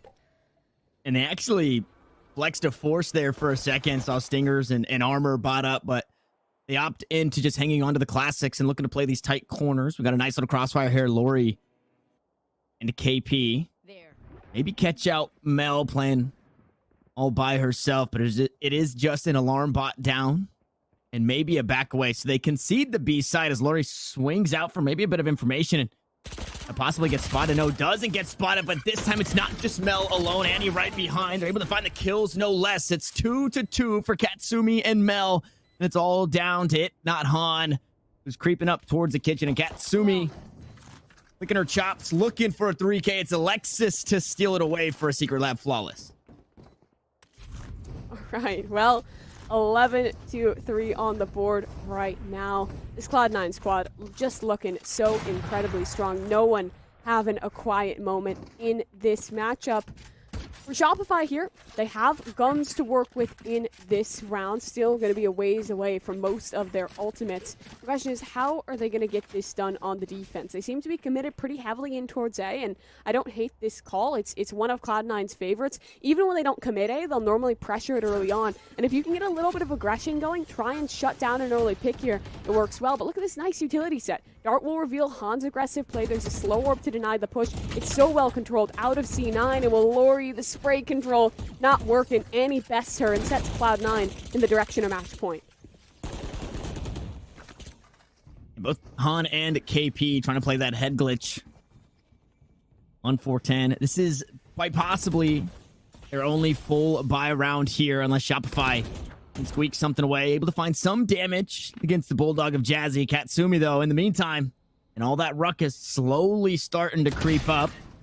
There's KP dropping down. Able to find that kill. Han there to trade it back. So a 1-for-1, but unfortunately with Lori falling at the start of the round, and that one there, numbers now heavily in favor of Cloud9 as they've got 4 remaining. A couple members chipped away at those. So if you could get Annie and Jazzy off the board, things would look a whole lot better. Alexis close to that resurrection, which does not bode well, obviously, in the ultimate economy. Not great for Shopify. So it's down to the weapons here, and now it's just down to 2. Panini, no way. Mel gets it done. Tries to swap to the Frenzy. Not able to do it. Only 19 health separates Cloud9 from map point, and there it is from downtown. Annie Dro sits down Panini. 12-3 the scoreline, and we are 1 round away from a Cloud9 2-0.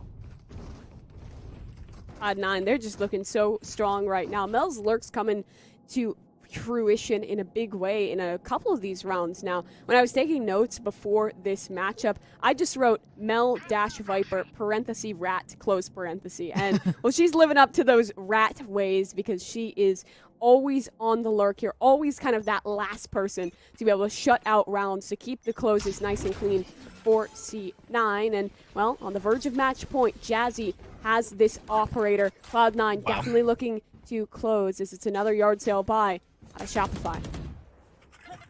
And Lori appearing to be the first contact there with the Bulldog, able to use the paint shells to push the operator away, but a shot hasn't rung out just yet, so I'm not too sure if they're expecting this come through as Katsumi get onto that toxic screen for a second. Mel still holding it down. Cloud9 still playing this so respectfully. You know, not necessarily just kind of 5-man zerging onto a site. It's still Mel inside the spawn, making sure there's no flank, making sure they cross their T's, they dot their I's to be able to close this one out. The more rounds you give up, just, I guess, the more hope you give to some of these other teams against Cloud9. So want to make sure that they take it all. Don't want to let off the gas just yet. There is no break. in the Cloud9 vehicles. A lot of utility sent out towards mid. It is a feint. It hasn't bought a rotation just yet. Han actually looking to go aggressive. Maybe catching out Katsumi. The knives going to go wide. Unfortunately, no. Back online here as Lori finds another. Shopify looking to hang on. 2 quick kills. Going to make it a whole lot more doable. Now down to the last 2. But the clutch gene is there only for a second. And he finds 1. Lori picks up her 3rd. And now Mel needs to get something done right here, right now. Was holding the flank the entire round. Now needs to come online. Welcome to the round here with 10 seconds left. Not very winnable here for Cloud9. Mel's able to find one on a KP. Find another. Expecting something on the flank and running out of time. So Shopify should secure the round here. It is going to go their way. Their 4th picked up. Mel still alive. The damage has been done. The economy was not good coming into that round. It doesn't get a whole lot better when you are the members that died for Shopify. Yeah, you saw Panini was just sitting back towards spawn. She's like, nope, Mel alive. We are not going to be messing with that. Play the time, win it out. But it's actually really good damage that Mel gets in there. Because like you mentioned, Shopify's economy, it's been a bit rocky. And you see some of these players down to 0. Panini on a Guardian, only 100 credits remaining. So Cloud9 still definitely looking at advantage here. Now they have ults to work with. Lockdown, Hunter's Fury, as well as that Resurrection. And the only one to speak of is the Showstopper. But look at this play. Wow. Aggressive off the wall boost. KP still up here. Are they ready for her? Well, now they have to be, but she falls from her perch, eats some damage, but still alive.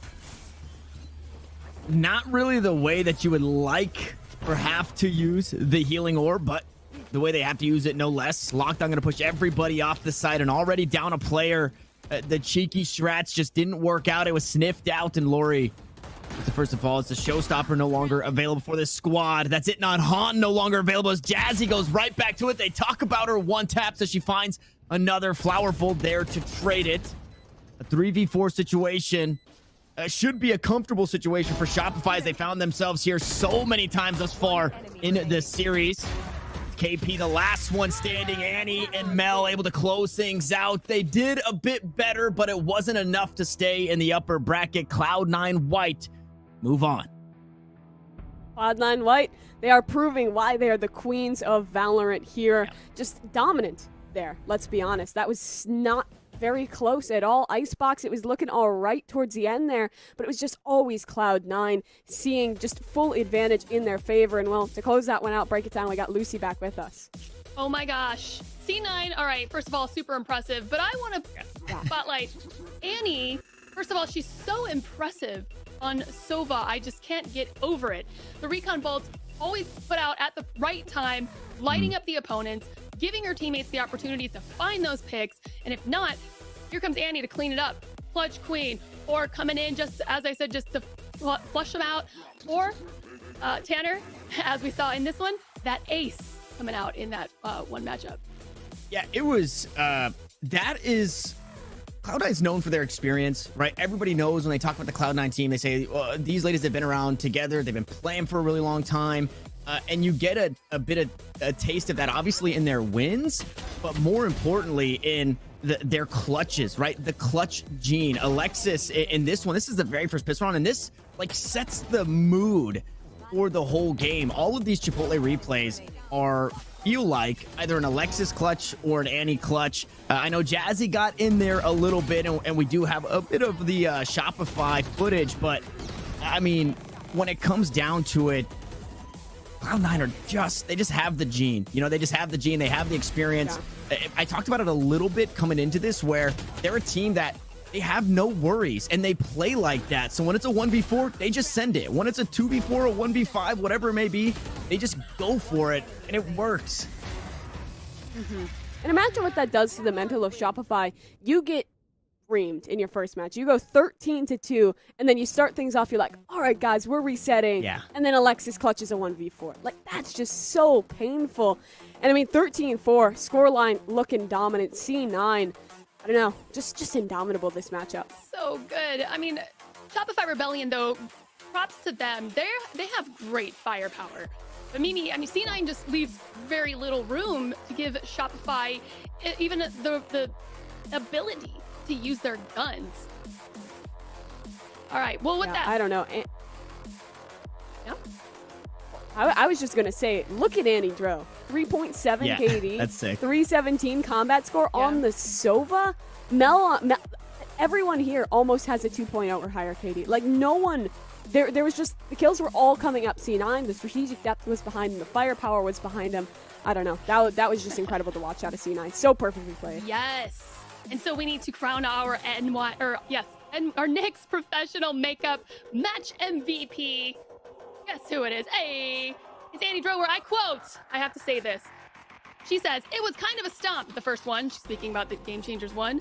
This one's going to just be another tournament for us. And we are definitely seeing that happening right here. So congratulations to Annie Drow for being the Nick's professional makeup match MVP. And chat, don't worry, there's some goodies for you as well. So pay attention, be on the lookout for some goodies by Nick's Cosmetics. I'm not sure exactly what that command is, but ask for it. All right, well, with that, you want it, get it. I'm going to, do a little refresher myself. The color's still popping though. We're gonna get that going. And this is the end for our awesome casters right here. Tanner, Evil Cats, you guys want to say your goodbyes or anything to our audience here? I don't know. I think it's just, I was super happy to be back for another one of these Game Changers tournaments. There's always so much fun to get to kind of highlight what the women's scene has to offer, because there is some incredibly crazy, incredibly cracked players out here. And just thank you to all the players, not just the ones in this main event, but the ones me and Tanner got to cast in that qualifier as well. There's so many insane players on the come up, and I'm just glad that Riot and Dignitas have given the opportunities for everyone to come and show that, and of course to let me and Tanner get in here and get to talk about it a little bit. Yeah, like I said before, Mimi's kind of been following the scene for a while, kind of been in the roots of the VALORANT scene, and so for me to be brought on to something like this, this is incredible for me. I love to kind of see the initiatives that get more players into it, and from Game Changers 1 now to Game Changers 2, I believe we had 20 plus more teams jumping into it, and I can only imagine it shoots up from here. So this was a blessing to take part in, and now an even bigger blessing that I get to eat my Chipotle. And just watch the games for the rest of the day. Standby too. And I got good news, bad news, guys. We have an interview. So you're not going anywhere just yet. That's good news. Let's bring in Mel from C9 White to discuss a little bit about what just happened there. Mel, congratulations. I don't even want to ask how you're feeling, but I know it's going to be as expected, probably the result. But first of all, I just want to ask with you, for me, specifically when we are in your eyes, seeing you on the Spectre, it's literally like gunplay I don't see in Game Changers. You could say it's very precise gunplay. You could say I counter-strafe very perfectly well. You could say that I completely stopped moving. You could totally say that, and that would be a lie. But you move and you still click heads. This is why it's so impressive too. It's your gunplay. But do you have any? Listen, you guys kind of were looking forward to this matchup a bit. You wanted to have a rematch. You guys wanted to, as I'm paraphrasing, but something along the lines of, because last time it was close, this time you wanted it to be a stomp. All right. So what's the feels? You put it perfectly. We wanted to completely annihilate the other team. After yesterday, I feel like we might have shown a little bit of weakness. People might have thought, oh, maybe there's a chance Cloud9 White looks like they're, 13-9, 13-8. Maybe there's a chance. And after the game, I was like, honestly, I'm not entirely satisfied. I want to make sure the next game we play, especially against this team, we completely blow it out of the water. That is our goal, and we're just not happy until we do that. So. But yeah, I'm sorry. I don't know if that sounded kind of mean. No, for sure. We can open it up. I want to ask you this one because I think it's interesting. Obviously, this is the same top four that we saw last time for the previous Game Changers, Mel, where you guys beat out then the Moon Raccoons, now Shopify sent them down to lowers. Do you think you're going to get a repeat? Do you think it's CLG again, or do you think it's going to be Dig or maybe even Shopify making the run back to fight you guys in those grand finals? Who are you expecting? Honestly, I have no clue. I've been watching some of the games, and it seems super competitive for the second place spot. So good luck to those teams to get the second place spot. But honestly, jokes aside, I really want to play against Dig simply because I know they're boot camping right now, and they're just a team we haven't played too much. And I'm really impressed by their teamwork and their comms, and especially Sholiana. I think she's a great player. So if anything, I would want to see them come through just so we can play them. Yeah,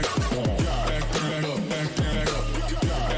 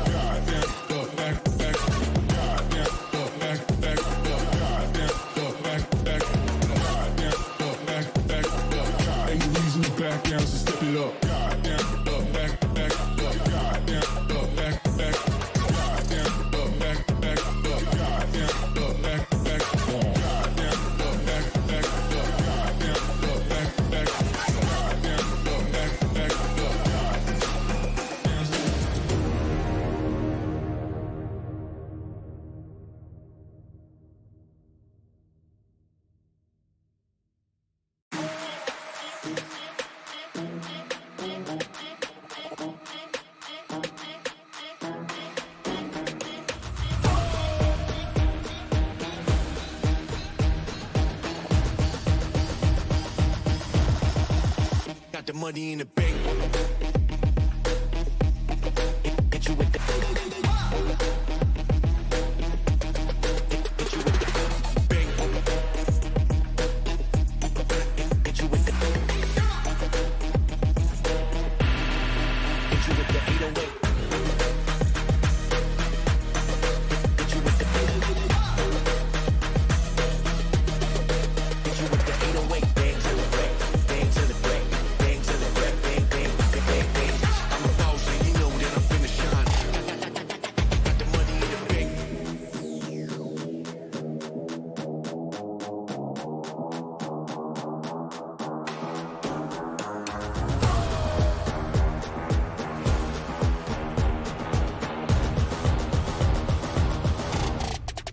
Got the money in the bank.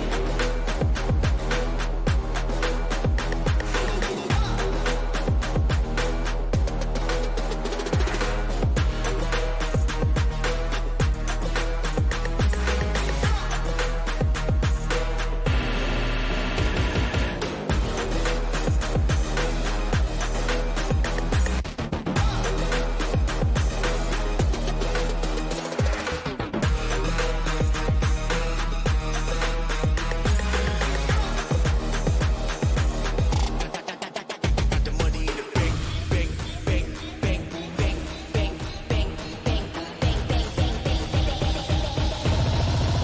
Got the money in the bank. Hit you with the 808. Hit you with the Hit you with the bank.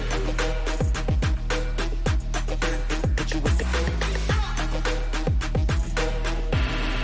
Hit you with the 808. Hit you with the Hit you with the 808.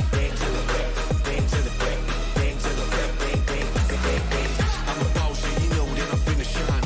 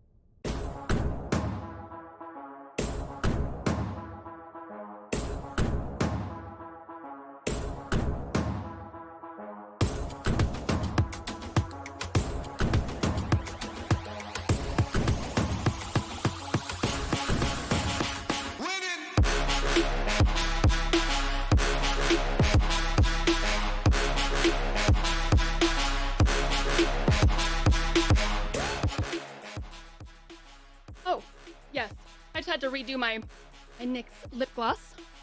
We are good to go now. Welcome back. It's the Verizon VCT Game Changers presented by Dignitas.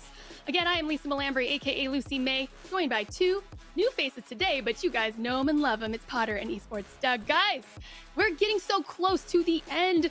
I'm really excited you're here. Look at what's this grin? Doug, what are we thinking right now? I'm just like super happy to be here at all times. There are people who've been like, Doug, why do you smile when you're looking at the camera so much? It's because I'm freaking excited. Okay. Yes. We're calling Valorant. We're fired up. It's going to be a dang good evening as well. We've got some bomb matches. Whew, I'm all fired up. You're both wearing bombers? Yes, no? Because we're the bomb? Was On was this accident purpose? again. No.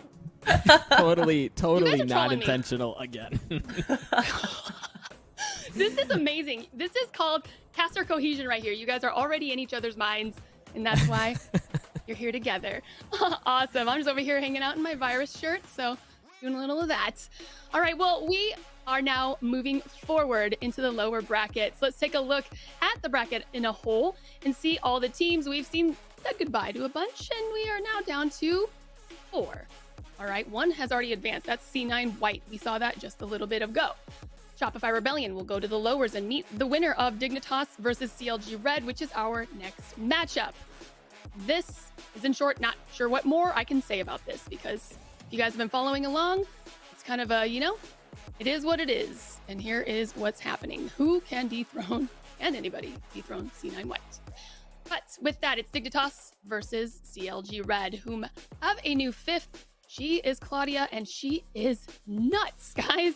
She is cracked, and Dignitas is also a solid squad that has been doing all of the competitive Valorant together for some time, and I believe also from CSGO. I am unfamiliar with the CSGO scene, but I will go ahead and default that. Refer that to Potter. Give a little context on Dignitas. Yeah, we're looking at both rosters here. I'll start a little bit on the CLG Red. I want to touch a little bit more on Claudia. You spoke about her.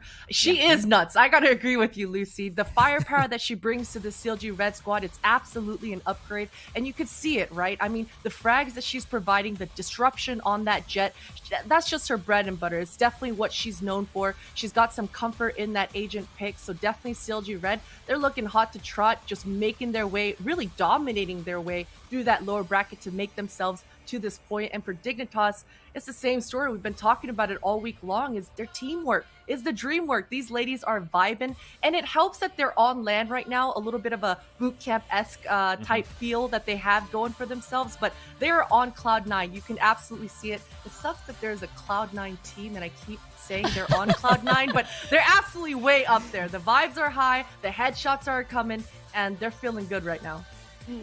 Yes, they are. Let's go ahead and head to our head-to-head little graphic here to give some key points to a couple of players to keep an eye out on. And these are some two additionally just specifically cracked players right here. It's the Sovas of Sholiana and Benita. And when Sholiana couples up her Sova with the Odin, it is just disaster for the opponent, Doug. It is indeed. I think Sholiana has shown us a lot, not to try to make a play off her name. She has shown us a lot this weekend, though, right? Like, and it's been, I touched on this a little bit yesterday, but Sholiana seems to be the spark for Dig, where there are a couple things that have to go their way for them to find themselves out of a rut. Oftentimes, it's on the back of Sholiana.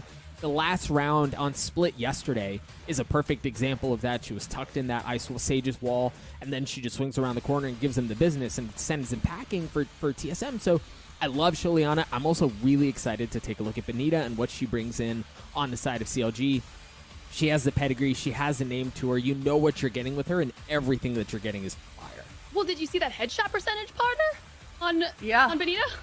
Yeah, and I mean, Benita's one of those players that she knows exactly what she's doing. She knows what her role is, and she's aggressive. And confidence is never something that I wonder about Benita. She's booming with it. She's gonna be ego peaking. She's gonna be swinging in your face, and she's not gonna back down. So definitely for the Dignitas ladies, they're very familiar. Like, if we really think back on the rivalry between CLG Red and Dignitas, it goes back years and years.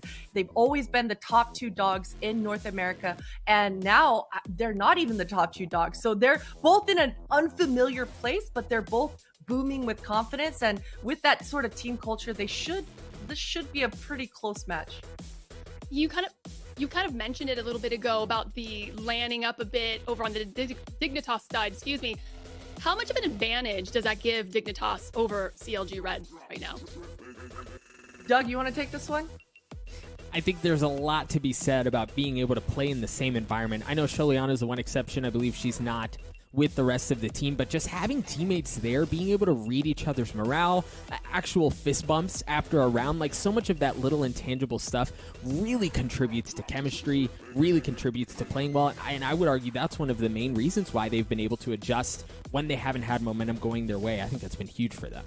I've got one more thing. Sorry, Lucy May. I've got to add a little bit more. It's yesterday there was a match on Breeze with Dignitas. We saw Emily towards that door area, and I was talking about how cringe that area is, but the quick audibles that these ladies are able to have, and we heard it in Thea's interview yesterday. Their communication is on a whole nother level, and you can see that translating in game. The quick audible to close the door, leave Emily in that corner, have a quick bait and switch setup in the middle of an intense pressure, high pressure scenario. That's quick thinking, that's fast comms, and that's exactly kind of what LAN provides, is being able to have quick plays like that. Oh, the clean comms, right? Just so important. And that LAN, yes, like you said, Potter, giving it to you nice and crispy. All right, well, let's see how those crispy comms are going to be played out on with the map pick fans coming through right now. So map number 1 is going to be played on, I'm gonna just wait for it to pop up for y'all. There it is, Breeze. Is this going to be a breeze for CLG Red on their pick, Potter? Oh, that's tough. That's tough because, you know, Dignitas have had quite some practice. And yesterday we talked about the fact that TSM were probably picking it as a counter because they've had so much practice, because there's so much film on the table for their opponents to look at. But at the same time, we heard how impactful XP3 is in the server, how quick he's able to adjust the pieces and make sure that everything is cohesive, everything is working. So although yesterday we saw Dignitas getting countered on this map, I don't think it's going to be the same game plan coming into today. So I don't know. I love the confidence though coming out from CLG Red to be able to pick that against Dig here. Yes, Doug. I mean, I want you guys to just go ahead and take this. It's ready right now. Chat, get excited. Doug, Potter, take us into our SIG agent selects. Thank you so much, Lucy. Yeah, Potter, I think something else to talk about when we're thinking about Breeze here is that CLG has played it twice this tournament, including qualifiers as well. One time they played in the qualifiers against Man I Love Wogs. They won 13-3, and then against Just Breathe, they won 13-7. So they're very comfortable on the map. They have a couple of reps on it as well. It'll be fun to see how things pan out. Early on, already getting the Viper in conjunction with the Reyna and the Jet. A little bit of fire coming out from CLG. A bit of fire for sure. I mean, I like the Reyna pick coming up in Benita. You saw Kath yesterday having a lot of success on it. And this agent just, it allows you to have a lot more confidence to be on your own, because as long as you get that kill, you're able to reset your health or dismiss and get out of a pickle, a hairy situation. So definitely, I'm liking CLG Red's composition right now. The sky is going to be huge. Yeah, and it looks like Dignitas are probably, it's just going to be rinse and repeat for them. The Omen still coming into play. So, sorry, I want to catch you there because we are getting a slightly different flavor of composition from Dig on Breeze. The last 3 times, really, that they've played this map, they've had Sky in.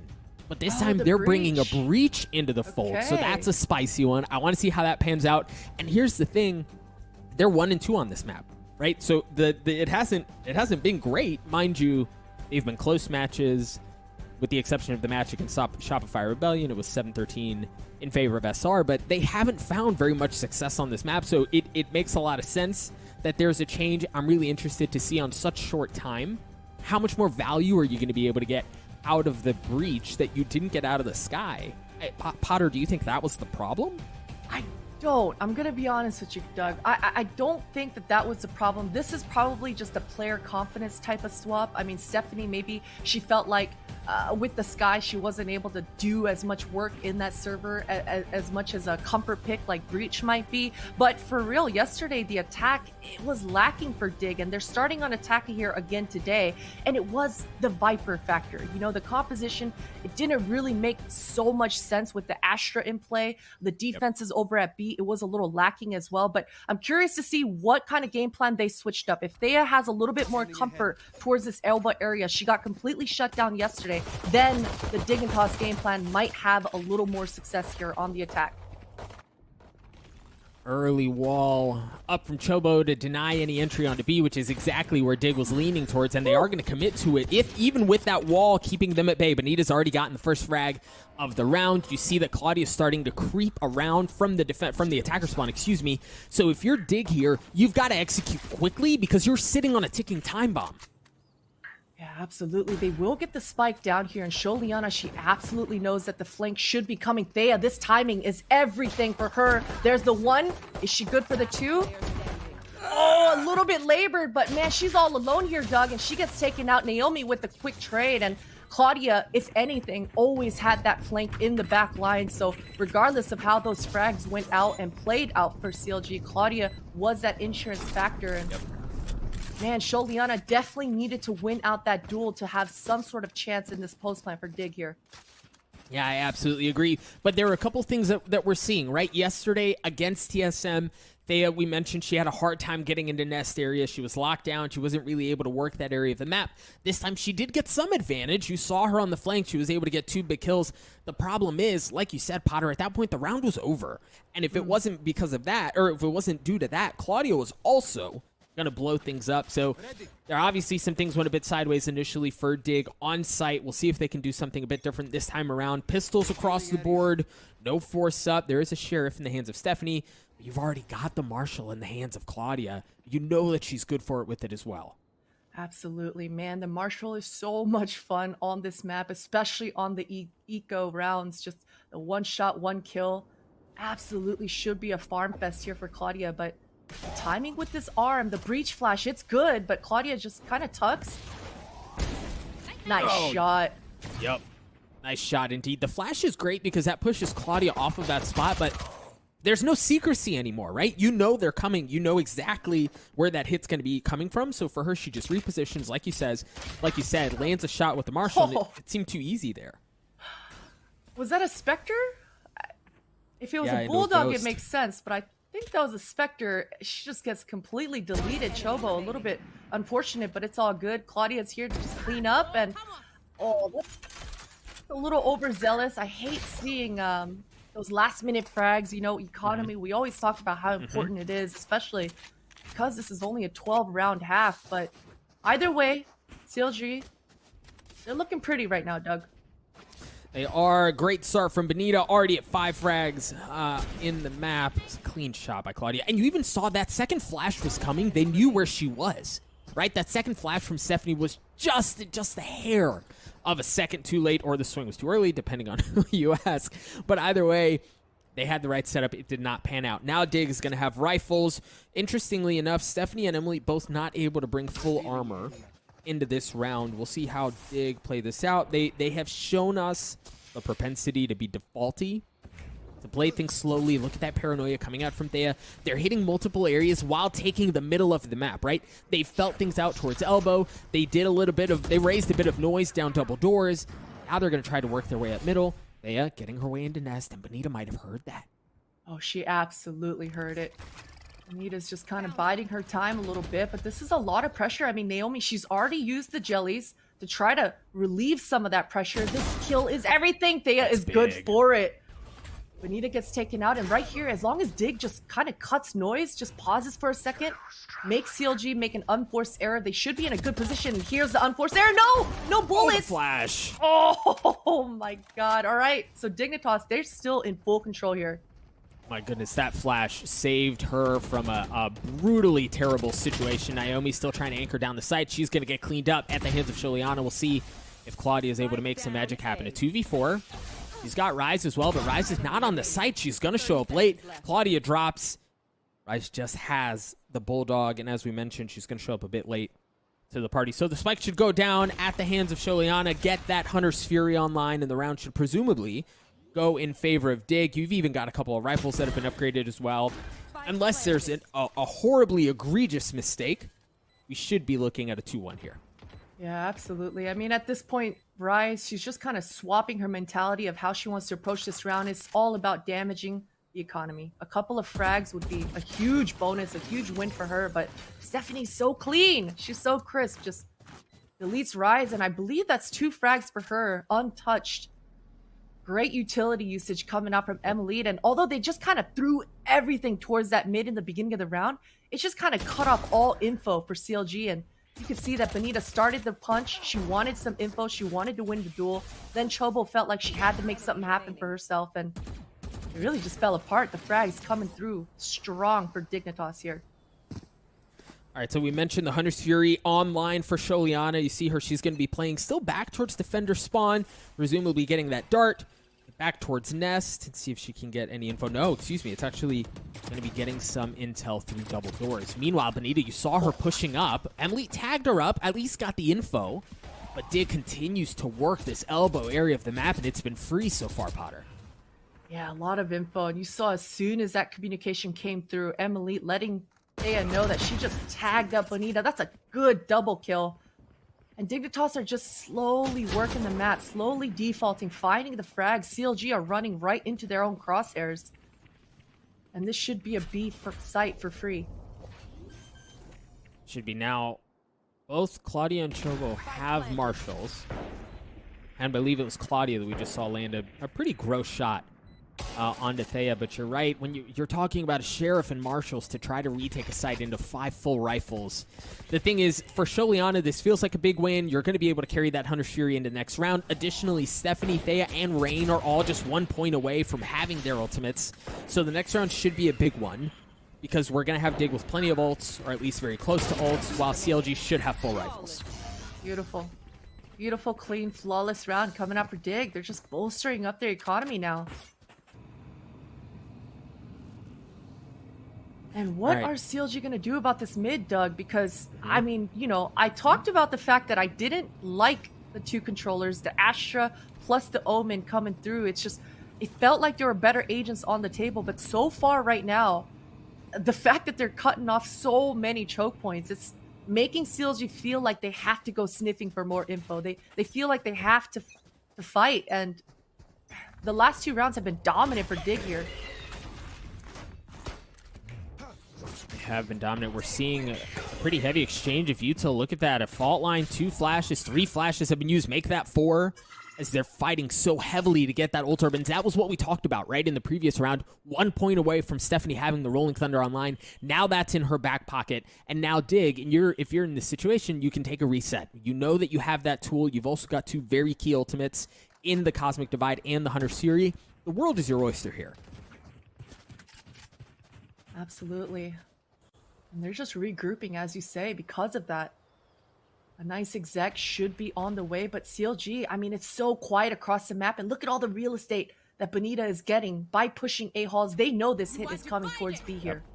Yep, 1,000%, not just the real estate, but the information that's being gathered. The Cosmic Divide is going to go down, so the hit should be coming out here very shortly. They've all slowly crept their way onto the side, and Claudia is just refusing to allow anything to happen. Stephanie and Rain have already dropped. Emily's dropping as well. This round has gone absolutely sideways for Dig, as CLG still have a pretty considerable numbers advantage. Naomi takes care of Sholiana. Thea's going to drop as well. A 3K for Claudia. Dig had what they wanted, right? Like, they were in a position to dictate the pace of the round, to decide where they wanted to go and when, and CLG handled it beautifully. They did, and it's all about that information that you mentioned, Doug. And Dig, I think they had to do a better job at kind of bluffing the fact that that A hit might be coming, but Bonita, she was successfully sniffed it out and pushed through, got all the information they needed, and they were able to make that calculated decision to just stack over towards the B. And that's definitely going to be an issue for Dignitas, is they've got to be able to bluff the hit a little harder. What a cheeky little dart. I like that. Take notes for those of you playing Sova in your solo queue matches. I think the other thing is Claudia stepped up. Right? She went big, and she's speaking about going big. She's got an opportunity to go big again. She's going to get the kill. Depending on where she plays out on the map, she might get info on where the spike is, and that's going to give so much away. You have to deal with Claudia here in some form or fashion. Yeah, and she's just repositioning, stepping back a little bit more. She knows that Dig, they've got to be cautious here. They don't know exactly where she's pushed through. Thea tries to make a move, and Chobo's good for it.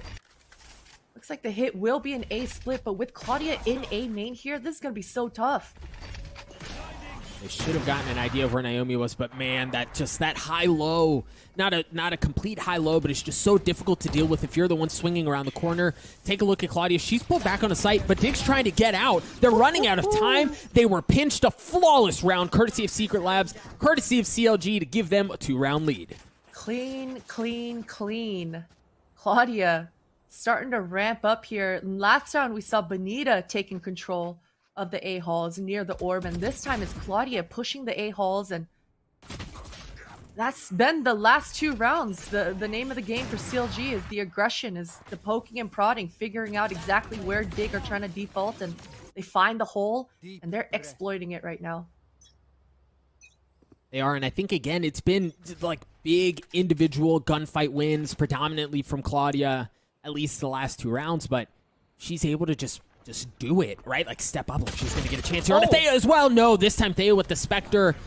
Excellent positioning. She's going to upgrade weapon and look to exploit Nest yet again. For Dig, they're heavily leaning towards B. They've got really everyone on that side of the map. They also still have those 4 ultimates. The last time we saw them try to hit an exec here, it was not pretty. We'll see if they can have anything better going on here. The Hunter's Fury, the Rolling Thunder, and the Run It Back all coming online. Emily already good for one. Thea watching the flank. There it is. The Sniffer takes care of the Rat, but they still have to get on site. They still have to get the spike down. Emily's getting 1 more point to get 1 step closer to the Run It Back. Dig have B.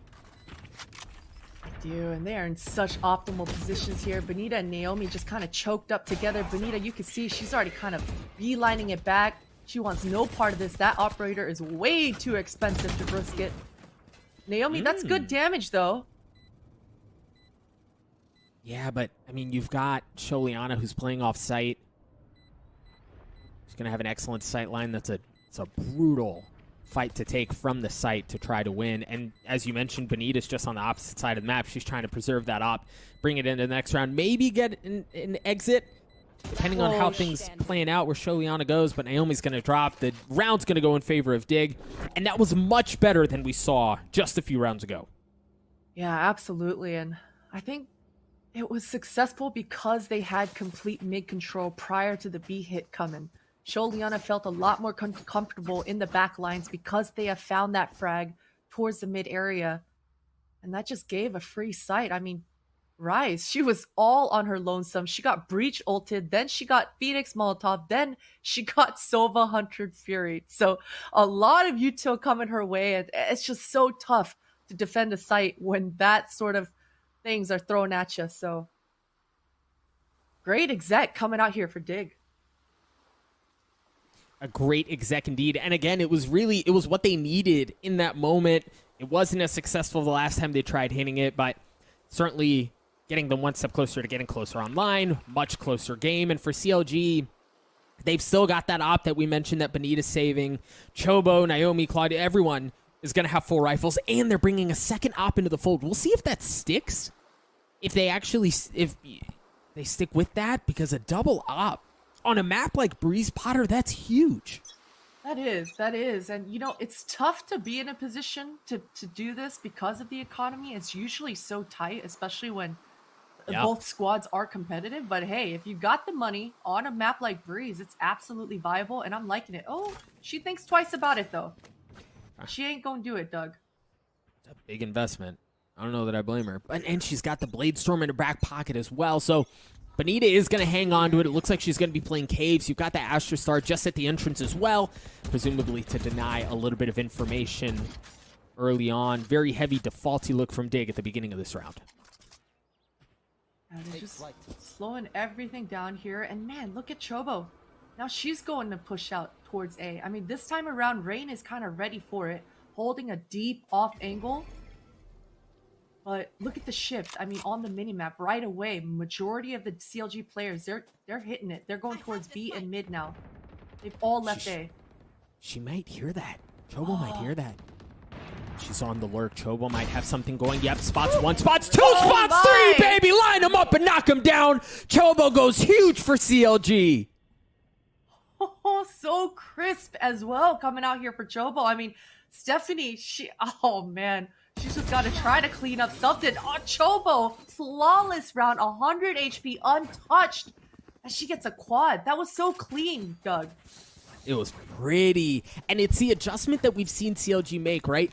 Think about how they've applied pressure from different players across different areas of the map. It's either halls or caves. It's either Claudia or it's Chobo or it's Bonita, right? Like, they're dialing up different looks every time, and that's so difficult to deal with. When you aren't predictable like that, you can't prepare for it. You can't really defend against it.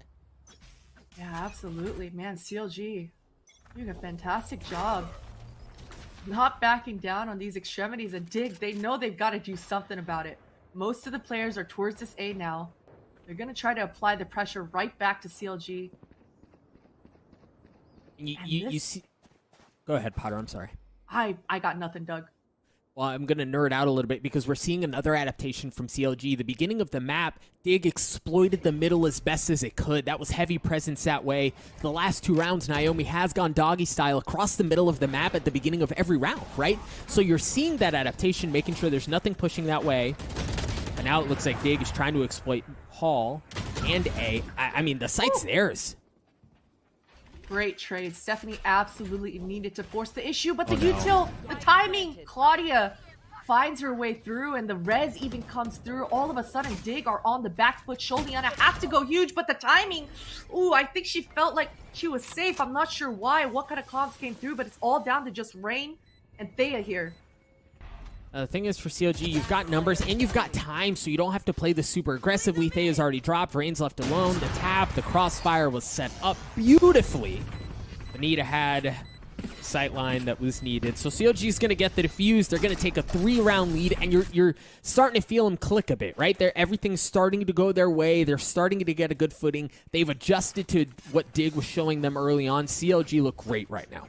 They do, but man, so close was this round for Dig. CLG had a great response. That res coming through at the last minute changed everything in the retake, but I gotta say, Thea and Stephanie, I think there was some sort of calm there that made Stephanie feel like she was safe to just pull out the utils. She thought they were all rotating through the spawn area because they had that hard lurk coming through, but man, Claudia just found the hole, absolutely took advantage of it, and that's Dig losing just another round.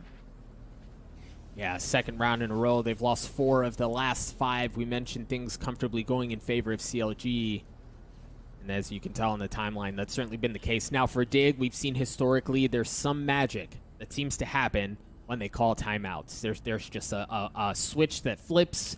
Everything kind of turns around. They're able to get back online. It will likely not be this time, this round, because they are just going to have pistols. But again, we've seen them pull off thrifty round wins in situations like this as well. So it's really hard to count them out. The other thing you've got to mention, Potter, the Viper's Pit, the Seekers on the side of CLG, those are very impactful ultimates. Absolutely impactful indeed. And yeah, I would say for half buy such as this, it would be really cool to combo your ults and try to get away with something gimmicky, but there's not a lot you can do with the Astral Wall and Omen ult at the moment, so yeah. Anita's kind of scary right now towards this Among Us halls, Doug. Yeah, she is, and she's still got that op. And I mean, like, the only cover you have is these Astra smokes. We've seen them pop up the last 2 times. The thing is, if you're Bonita in that situation, you kind of have to respect that something may be happening, but they're trying to work the middle of the map. I was mentioning Dig have taken elbow again. That they dropped, yes, but you've also got Sholiana, who's already taken up some of that space. They're leaning back towards B. Don't know that Naomi got any info there, but if she opts to use the Seekers there, she'll find that everybody on the side of Dig.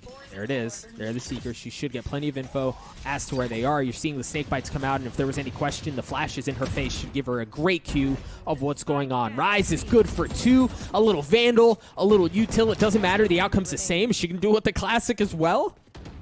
Stephanie, 29 health, and a Sheriff looking to stay alive in a absolutely brutal situation. No, Ryze does it again with the Vandal. She gets 3. CLG gets to 7. But we mentioned that, Potter, like, that round wasn't really supposed to go Dig's way. You've got windows in which you have to fight your way back in for Dig. In this half, the windows are closing. The opportunities are running out. You've got to make this competitive probably now. Yeah, absolutely. And Dig, they're probably feeling like they're running out of options here. I mean, the power of the Viper, you just saw it, the delay power, and the fact that she's able to just mow them down with those Vipers mollies. Or you got to go towards A, which Bonita's just been kind of handling business with that operator. So definitely Dig right now, they're kind of filling it out, figuring out exactly where they want to take the duels. But oh no. man, Bonita! She's going in there, Doug. And it was all off the audio cue. As soon as they go to pick up that ult orb to get it online, because we mentioned they were just a couple of points away from having those key ultimates. As soon as that sound goes off, Bonita just swings, and there's just sitting ducks. Chobo's looking to get a couple as well. She gets one. The paranoia comes out, buys some time, as Bonita just narrowly missing onto something. But Thea drops anyway. The flash is going to pop out as they're separated by this cosmic wall. And Emily is left alone. In a 1v4, yeah, she's got an ultimate, but they have gotten onto the site. They've had some success. They just haven't been able to hold it. Yeah, that's tough, right? I mean, because when Bonita's playing that confidently, honestly, that Astral Wall ends up helping her more so than it helps Dig. She's able to bob and weave, dip in and out of that Astral Wall, find some protective cover that she would not have had normally, so Last round before the that's tough. That's a tough one. Dignitas, they just get wiped out in this gun round. Yeah, and we mentioned windows in which halves need to become competitive. That was their last window, right? A 7-5 half there would have really been a win considering how the last, 6-7 rounds have gone. But for that to go in favor of CLG, all of a sudden, 9-3 is very likely. But again, the thing is for Dig, they've got opportunities. They've got some tools. They just have to find a way to execute. They've gotten onto sites. They just haven't been able to make anything with it. Sholiana has had some very clever darts. What? Oh my. That came all the way to B. That's wild. It didn't do anything within this round, but it's still pretty cool. If nothing else, it was fun for the observers to follow it for just a little bit. All right, you hear the run it back comes out. The paranoia is going to follow as well. Emily should get one in her lap, and she does. Able to clean it up. But Claudia, again, just continues to hold fast. They've had no entry onto B when Claudia's been there. And that would have been huge. I mean, it's a decent trade for Dig here. It's a decent trade. Naomi, she's all on her lone, and she gets wiped out. That's a 3A site here now for... Yep. enemy remaining. Big kill from Stephanie as well. And this looks very comfortably in favor of Dig, but you've got to remember they still have Rolling Thunder as well. Like, didn't even have to use, well, of course, they are going to use it right at the end there, but the round was secured. So Dig get an important round, right? Because while 7-5 is notably different from 8-4 as far as how close you are to getting back into this thing, a 9-3 would be devastating for Dig on this map. Absolutely devastating. Yeah, they're definitely feeling decent about that one, and their defenses should be a little easier, I'd say, than the attack is. But at the same time, man, this map is so tricky, and as we said yesterday, there's no right answer. There's no strong meta yet for this map, so sometimes the defense is going to be the tougher part of a brand new map. Is having that synergy, having that teamwork, having those proper crossfires. This map is just so large that it can fall apart quickly. So for Dig, they gotta be starting strong here. Oh, CLG, they're not stopping, Doug. No, they're certainly holding W. They've walled off half the map. They've worked their way up the middle. They've gotten into B, and it's been for free. Rain is the only one who's kind of close, but you can tell they're playing full retake. On the site, the wall, we mentioned it yesterday, can be so difficult in pistol rounds because you just don't have the firepower to quickly do something with it, so it buys a lot more time than it normally would. That's going to allow CLG to get comfortably into their cozy post-plant positions, get the spike down, and get a couple of kills along the way. Right here. Taken out. Well, so Sholiana's good for one. Still 2v4, however. She gets cleaned up at the hands of Chobo. That's going to leave Rain alone. We mentioned her at the beginning. She should... Oh, no. She's gotten a ghost upgrade, but she's going to drop anyway. It's not going to matter. The pistol going in favor of CLG. The gap that Dig find themselves staring at right now between them and CLG is enormous. And it's just getting bigger and bigger. Man, CLG. Yesterday I remember we saw Dig. They started out their defensive pistol with just a straight up mid rush, and I wonder if CLG. I'm sure they were ready for it, and maybe even expecting the same look for Dig. So they just beeline it straight up mid, using that Viper wall to get into B, and it was just so dominant. They made it into the site so fast. Yeah, it was free. It was free. So Rise puts the wall up across A to feign that there's attention going that way, that they may be making a hit there. But the thing is, there's nobody at home to even bite onto the fake, right? They did draw out a good bit of utility on the side of B. It was exchanged from both teams. Now they can flip their way towards A. Additionally, Rise is holding down. I mean, if Sholiana gets this timing, she may get something onto Rise, but we'll see. They're going to work their way into Cave and get onto site, and it should be effortless.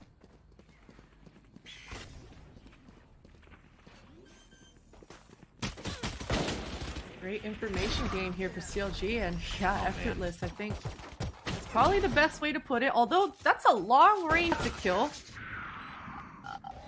But we're okay. CLG, they're decent enough. This should be a easy dub for them. Yeah, that long-range classic kill might have been the only good thing that happened. Yep, that was the only good thing that happened. As Benita swings around with the Bulldog and takes care of the remaining member on the side of Dig. So CLG, we're starting to see some of how they like to play the attack, right? They'll show a little bit, what I like to call eye candy, right? Make them think about whether or not you have to, like, whether or not you're going to bite on what you're seeing there, whether or not you're expected or respected, excuse me. And then they'll play the other way. This time, you see the exact same Viper wall up, but CLG is leaning that way. It does look like they want to make a hit towards A. Now, the one thing is that Rain does have some util here, right at the entrance. And Sholiana should get some info. Yeah, it's going to get destroyed. Here we go. She's tagged up trouble a little bit. That doesn't feel good. No. And Benita on the swing. No! Sholiana gets cleaned up. The Lear's going to come out as well. What can they do to hold on? Emily standing strong as she's good for one on Claudia the Flash. Curveball looking for a second. That's a good curveball. Gets a second. Not able to get the third as Naomi cleans her up. Spike hasn't gone down. Naomi's left alone in a 1v2 with a Spectre. Now she's close to the Spike, but Stephanie knows where she is. I mean, she's got that reticle. I got the spike. She does pick up the Spike. And she's got 3 birds here, Doug. Nothing doing there. That should be a false sense of security. Okay, now the Spike's going to go down. Now she has an excellent idea of where they are. We mentioned Stephanie had her gun trained on where Naomi should be coming in from. She guessed right.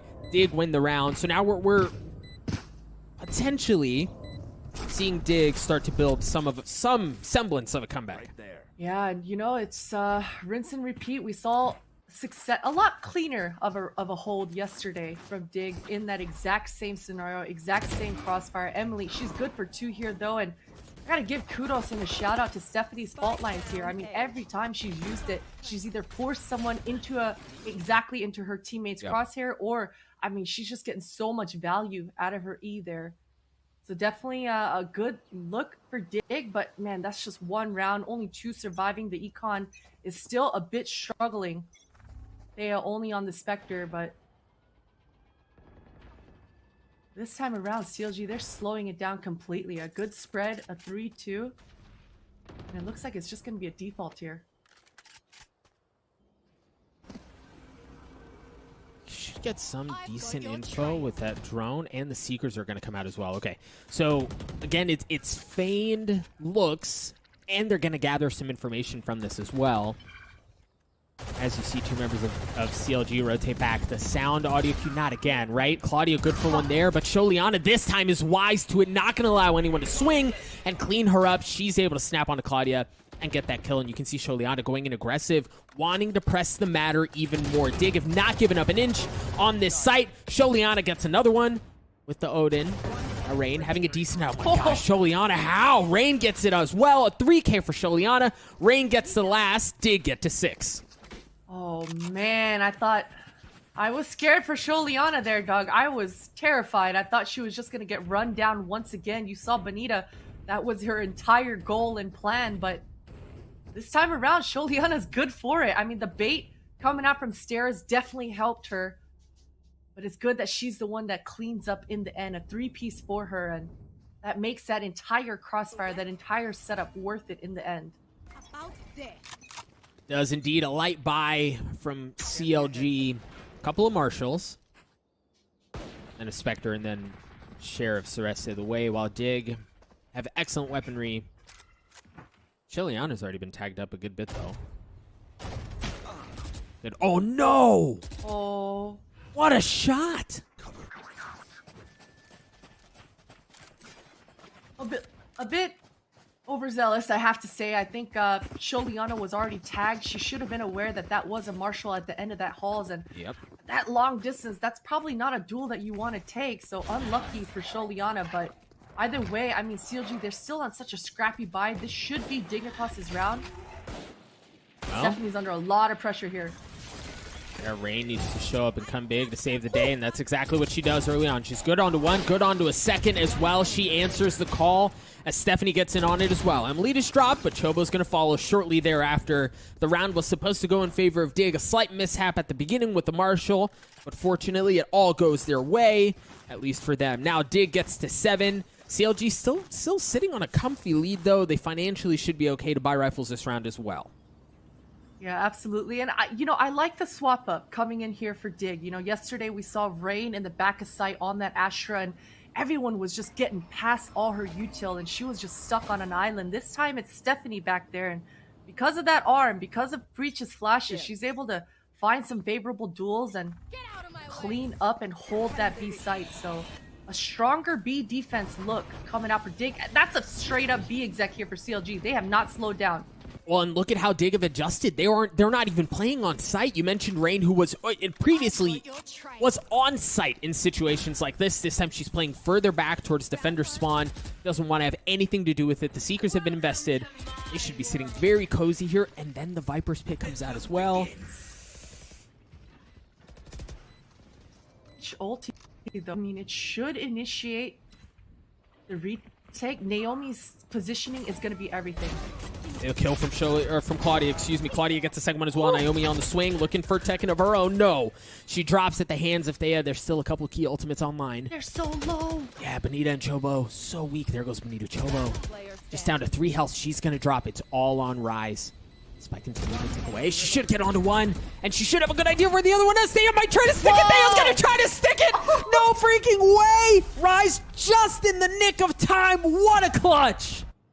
Pros don't fake, Doug, but man, that was risky. Thea wanted it all. I thought she'd get off after she got the halfway point, but she thought those were just spams. She tried to call the bluff, but Rise was having none of it. Clutches it out, finds her way out of the Viper's pit. Man, that was close. CLG were so low in the round, and whew. Oh man, what a close round there, Doug. But look at this. 5 ultimates online here for Dig. If they can't win this round, find some comfort and find some breathing room in their economy, then it's going to be tough. We got some problems. Very similar to the previous round. They're playing very hard off-site. You see Thea's already gotten one onto Benita. Comfortable playing retake, be it B, be it A, whatever the case may be. The strategy does not seem to change. Look at the aggression out of Thea. She gets punished. Benita's going to get back into the fold as well from the res. Courtesy of Chobo. Claudia aggressively taking space away. Looking for a second. Now the Rolling Thunder comes out, but it may be too little too late. Numbers advantage heavily in favor of CLG. Of course, as I say that, Stephanie trades it out. Benita playing around the pyramid. Oh, I think she spotted Rain. No, she didn't spot Rain. No, she gets punished. I think there was just a pixel of her head as Stephanie swings around the corner. Naomi's left alone. She does have some util. Can she do the same thing that Rise did? No, she cannot. Emily gets to 3K, did get the defuse, and they keep 2 ultimates to bring into the next round.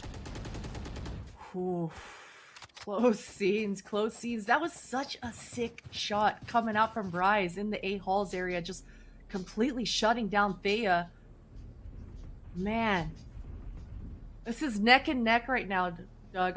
If Dig are able to just survive this next gun round after this thrifty, well, potential thrifty, that's what they have to avoid, then holy, it's getting closer and closer, the possibilities. I wasn't a believer a few rounds ago, but CLG, they've got to hold on to this lead.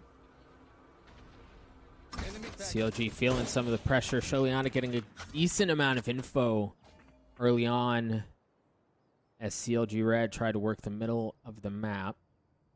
And so far, they've gotten a decent amount of real estate. I mean, Benita's all the way into sight. You see Rise is getting in through caves as well. Thea might be the only problem as she's slowly creeping her way back behind enemy lines. But they should have a lot of info that this site's free here. Additionally, all right, so that's big. Bonita gets a kill onto Emily at the same time as Naomi's flashing onto B, so they have to respect the hit. It's all going to fall on Thea. Oh, Thea, Rise!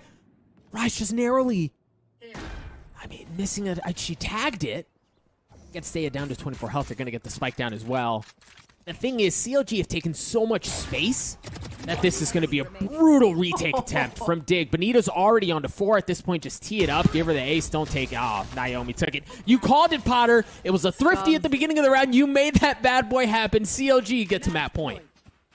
Oh, boy. That's a feels bad. I mean, that's going to be... Oh, man. Dig. They gotta dig deep. They gotta dig deep. No pun intended. It's gotta be so tough on your mental to lose this as soon as you're starting to garner up some sort of a comeback. But this is it. I mean, they're on land that should help the vibes, but holy CLG. I can't believe Bonita got in that position. Such a ratty play, but it pays off huge for her. That's the thing. If you're playing a hard retake like that, it's very easy to find yourself in that situation if you don't have all of your bases covered. Right, so she was able to get back behind enemy lines, like you said, and really opened up the entire map with just a couple of shots of the Sheriff. Dig, pretty brutal financial spot. They've got a Ghost, a Sheriff, and then a couple of rifles.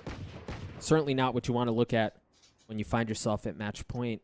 See how things pan out. They do have 2 ultimates, but they don't have Stephanie any longer as the duel goes in favor of Rise. Benita's been very patient towards this B. She's bringing all of her teammates back with her. It's just Rain on an island back in the back left of B. Thea, I think she still has her paranoia. That should provide something, but these frags have to come through for Rain to hold down the site. Seeker's coming out onto B. Rain should feel some of that pressure. Thea might as well. That didn't tag her. Sholiana's on a great spot. Sholiana not able to get the second as Claudia cleans her up. And now they're going to fill it back towards A. 30 seconds left. Emily's the closest one there. Yeah, she's going to beat the foot race. Emily has to go huge here. The fact that she's playing on site and not playing off means she's got to come up big. She spots a couple, manages to walk away from that unscathed, which is beyond me. The wall's going to go up. Oh, what a shot from Emily. Emily's certainly making this doable. Oh, she spots Chobo. One enemy remaining. Yes, Chobo drops as well at the hands of Thea with a Ghost. And now Emily looking to make this certainly a possibility. They somehow, with a couple of ghosts, a couple of ghosts, managed to win the round and extend the map for another one. Oh my. It's going back and forth. That was a clutch play coming out for Sholiana. She only got the 1, but because of all the info she got, it allowed her teammates to rotate back in time. Emily bought the time for that to actually happen, but man, it's just so close, Doug. I mean, Dig, they're still going to be struggling financially, especially if they run into another loss here at the end. Oh, I mean, it's going to be over by that point, but... The finances would hurt there. Yeah, that would just be GG. It would just be over. So if you're Dig here, you're calling another tack, right? You've got Emily at 1 point away from having to run it back online, and you find yourself in a better spot than you did in the previous round. And we mentioned it earlier. It was a weird buy for Dig. They had 2 ghosts, and they had some, I believe it was full armor, but either way, certainly not what you want to bring into a situation like that. Thea still managed to come up big with a ghost kill. But if you're CLG, while you're starting to feel some of this pressure, it's not totally like backs against the wall, right? You can afford to lose a round, maybe, before things get real dicey. But the thing is, if you're Dig, we've seen they're so momentum based, you can't, I mean, you give them an inch, they'll take the whole dang thing. Yeah, absolutely. And I mean, that's kind of what they have to bank on is to be able to lean heavily into that fact. But that's a strong fault line coming in once again for Stephanie. It's not going to get them much, but I'd like to see some sort of combo. Hunter's Fury has been on Sholiana's back here for a little bit. Bonita is just so confident. She's not going to slow down here, Doug. My gosh, and Emily's playing on site, so I don't know that she spotted her because of the flash. Oh, it was Rain. Excuse me, Rain's good for 2. An excellent anchor job, but 2 kills have been traded back. It's going to drop into a 3v2 in favor of CLG. That wall's going to buy so much space. They should be able to get the spike down. Sholiana has the Hunter's Fury. Aya's on the other side. She's got to connect on it. She delayed it. Oh, Claudia had to go up into the sky to avoid that. She got tagged up. The spike is going to go down, and they're going to get some heals back from Naomi. Now the wall should be going down here in a moment. It's going to be on Thea and Sholiana. The paranoia coming out. You see that Rise is playing offside as well. A great spot as the flash comes through, but they're going to have to move. They're going to have to move here very soon as they slowly start to creep onto the side. Sholiana looking to work an angle. Spotted Naomi. A couple bullets traded, looking for the second. What a shot from Sholiana. Sholiana, good for the second. A 1v1. Sholiana looking to do it. 5 health. She's got to go in with the classic. Naomi's just got to buy time. Well, 20 health left. Naomi should have an excellent spot for it. Just a little bit more. But first, Sholiana. How on earth have you done that? But are you going to get the defuse? It's so close. No freaking way. God, that was so close. Sholiana by the skin. Oh my God, 1 versus 3. I'm speechless, Doug. I can't believe she actually pulled that off. What do you say? Like, what do you say in a situation like that? 5 health, 5, and 0.1 second left on the clock to get the defuse. That's unreal. And you know, it started off with the spike down by the Sage wall so close. I thought, man, if Sholiana just broke that Sage wall, she would have had that sort of info. Then the Hunter's Fury barely missing, but somehow 1v3 happens. Emily now using this run it back, finds the 1, almost finds the 2, and Thea's right there to trade it out. It's momentum, Potter. It's momentum. We've seen him in situations like this. CLG have to stand strong. Claudia is going to drop. Yes, Rise is as well. Dig have risen back from what looked like a lost situation, 1 round away from forcing overtime. This is unbelievable. Holy moly, the tides are shifting. Right now, Dig are feeling mighty fine. I will say, though, they've expended almost all of their ults that they've had. Stephanie is close, 1 away. We mentioned it, the Omen ult, the Astra ult, maybe might have some clever play, but it's all going to come down to the Breach ult now. It took the Hunter's Fury, it took to run it back to be able to get to this point, but this is it. 1 more round to complete the comeback, taken into overtime, and all of CLG right now, they're grouped up towards the A. The retake play is in play for Dig, though. They're not defending this site. Naomi should get a good bit of info. No way! No, that's not even fair. And they're going to get the Viper's Pit down as well, so the spike is going to follow. Stephanie is going to require a kill to get that Rolling Thunder online, as they can dance so comfortably around the site. This is going to take another heroic effort. Here comes the Cosmic Divide. And they should be able to work their way around. Also, keep an eye on Emily. She's going to have to go big here on the flank. The suck, the flash, the kills from Claudia! God. It does not matter what utilities interface she manages to get it. It's all going to come down onto Emily. But in a 1v3, she was the flank. She needed to come in at the same time that the aggression was coming in from the other side, but the timing was just a bit off. Emily's going to have to go big here. Emily's going to go after big here. I don't know that there's going to be enough time. No, at that point, you had no other play. CLG, in the face of all of the momentum that had swelled up on the side of Dig, managed to put him away. Wow. Wow. Just... oh my God, this last round, the fact that Claudia survives, the fact that she gets Astra sucked, Breach fault lined, Breach flashed, and she still gets a double kill, that's mind-blowing stuff. Incredible, incredible, just mechanical skills, honestly, coming through and showing up for Claudia there in the end to just take it over the finish line. Unbelievable. We have plenty more to talk about that first map on the other side of the break. Don't go anywhere, folks. We'll be right back.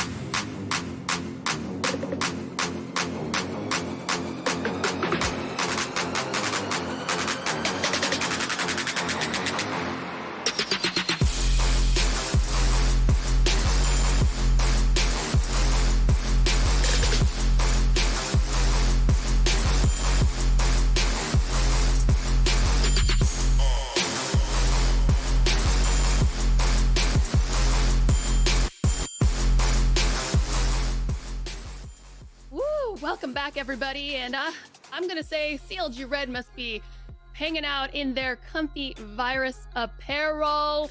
They're getting it down. They got that dub right there. It's the future of gaming apparel, everyone. Looky right here. Select models up to 50% off. Go now. It's the best. So check it out on that website. But anyhow, what I'm referring to is CLG Red just taking map number 1 off of Dignitas. We are moving forward, but let's take a look at how that all went down, guys. Juliana clutched 5 health. Looked like the hype was real. It was coming back. Thea then an aggressive hold on the defense to push him back. But Potter, what did CLG do better? Was it the Bulldogs, Claudia, Marshall? I mean, just what? I mean, I think you already got it halfway there. The Bulldog and the Marshall were insane, but it was Claudia. I mean, just looking at the stats alone, and everyone always knows the stats don't tell the whole picture, but when you're going in and you're involved in the most duels in the server and you're winning a majority of the time, 7-1 in those first kill, first deaths. I mean, she was just everywhere. Nearly 200 ADR, nearly 300 average combat score. It was, Claudia was having fun in the server there. So much fun. And, as we're getting more play on Breeze, of course, I believe it's here. It's the first time we're seeing it played competitively.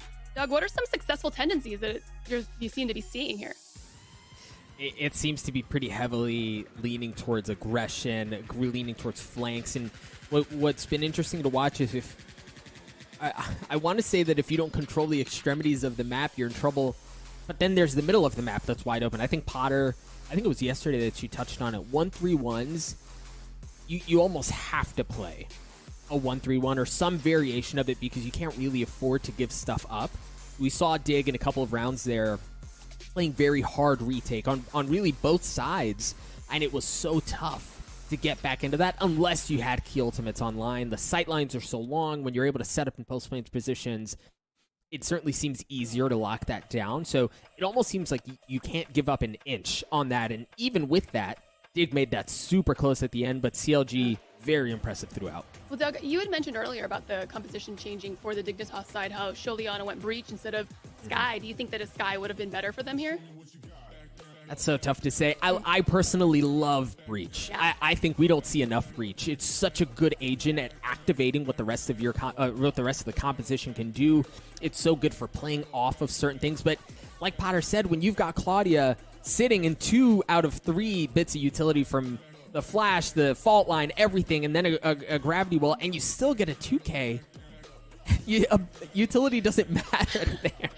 Dude, she's nuts. I mean, Sholiana's Breach is spot on. All right, well, we're moving on. It's going to be map number 2 now. Let's take a look at the pools. The map pool, excuse me. Man, it's, warm. It's summertime, and I just want to be at the pool, so it's fine. Breeze, making me feeling all the things. Haven, map number 2, as selected by Dignitas. Potter, is this where Dignitas turns it around? I think so. I think so. I mean, we saw Dignitas, how strong their Haven is, and this is a map that it'll allow at least Emily to bring that run it back online a little bit faster. The fact that you're able to have that A orb for yourself, whether it's on the defense or the attack, it's a lot more accessible. So we saw how strong Dignitas are when they're able to combo their ultimates together. The fact that it's going to be online a little bit more often for Emily, it should get the ball rolling. And I think Dignitas, they look pretty damn good on this map. Their defenses are in order, a lot better than the Breeze defenses, I'd say. So, yeah, if it's going to be a comeback, it's going to start here on Haven. Any thoughts, Doug? I think it has to start here, but Potter mentioned they're pretty good. That might be selling it short. They're undefeated on this map. It's been very impressive. The composition looks the same. It looks very solid. We should see a Raze and a Phoenix into the fold. So they've got the right pieces. They've got the right tools, and it seems to be working. I think for CLG, for as much as they look good in the previous map, you're walking into what should be Dignitas' territory here. It should be a good one. Yeah, I mean, we've definitely seen a lot of Dignitas in the past several months or weeks. On Haven and just gameplay in general. I myself haven't been able to get it. CLG Red doesn't seem to have had as much as Dignitas as far as reps competitively. That could be me misspeaking at the moment, but it does seem that Dignitas has been definitely grinding out all of the tournaments are out there that they can, and that I think has definitely been able to hone in on their chemistry and their style, right? Because screaming, right, Potter, can only take you so far. But with that, I just got the word we're ready for our next map, guys. So that's really exciting. Right now, this will be the decider. If Dignitas does not take this, they will be going home. It will be unfortunate, or can they turn it around right here in map number 2? Let's go over to the SIG Agent Selects. Thank you so much, Lucy. Yes, it is do or die time for Dignitas. We mentioned that they're really freaking good on Haven, walking in with a 4-0 record. For CLG, it's slightly less of an advantage, but I think it's primarily because they don't get the sample size is just smaller. I apologize. You just caught me with my jacket off. The jig's up, folks. It gets really hot in this office, and I take it off when I'm off camera, but now it's on. Everything's fine. They only have one map, one rep on this map in this tournament. So it's just 1-0, certainly a much smaller sample size. But when you kind of walk into that, the one benefit, and Potter, as an IGL, I'd love your thoughts on this. The one benefit that Dig have going for, or excuse me, that CLG have going for him here is that, yeah, Dig may have played more reps. That also means a lot more film. Yeah, absolutely. And I think Haven is a map that it requires obviously a lot of teamwork. A lot of the maps do, but Haven is very puggy. It's a wide open map that I always say the fact that that B site is there in the middle, it changes the entire dynamic. And if you are very ballsy and you do go poking and prodding all the time, that's just your style, it will benefit you and your team, regardless of how many kills you get. So definitely the fact that Claudia is their new member, even though they don't have as many reps as we've been talking about, I think she should feel at home. She should feel very comfortable on Haven, and especially because she's on Jet, and especially because of the confidence that she's having right now. So, man, this is gonna be interesting. I have no idea what to think right now, even though this is Dig's best map. Yeah, this should be a lot of fun. Taking a look at composition. So far, things look about as expected, right? We talked about the Rays and the Phoenix. Rain is going to be back on Smokes.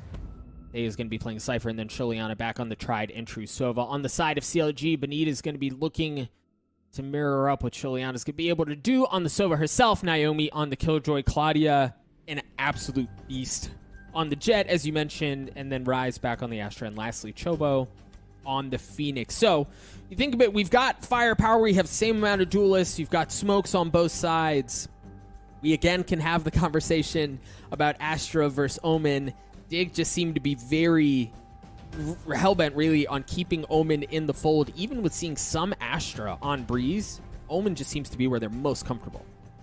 Yeah, and you know, especially because it's Haven, right? I think even though Astra's so good across all the maps, I think Omen, it allows you to play a little bit differently, allows you to heavily exec and really run it down with that paranoia. And we've seen exactly Dig's style. As soon as that run it back is online, you know Emily is gonna run it down. She wants to get involved. She wants to buy that space. So I think that's where that synergy, that's why Dig are leaning onto the Omen. We'll see if it comes into play. Sholiana, she's always got these clever darts here.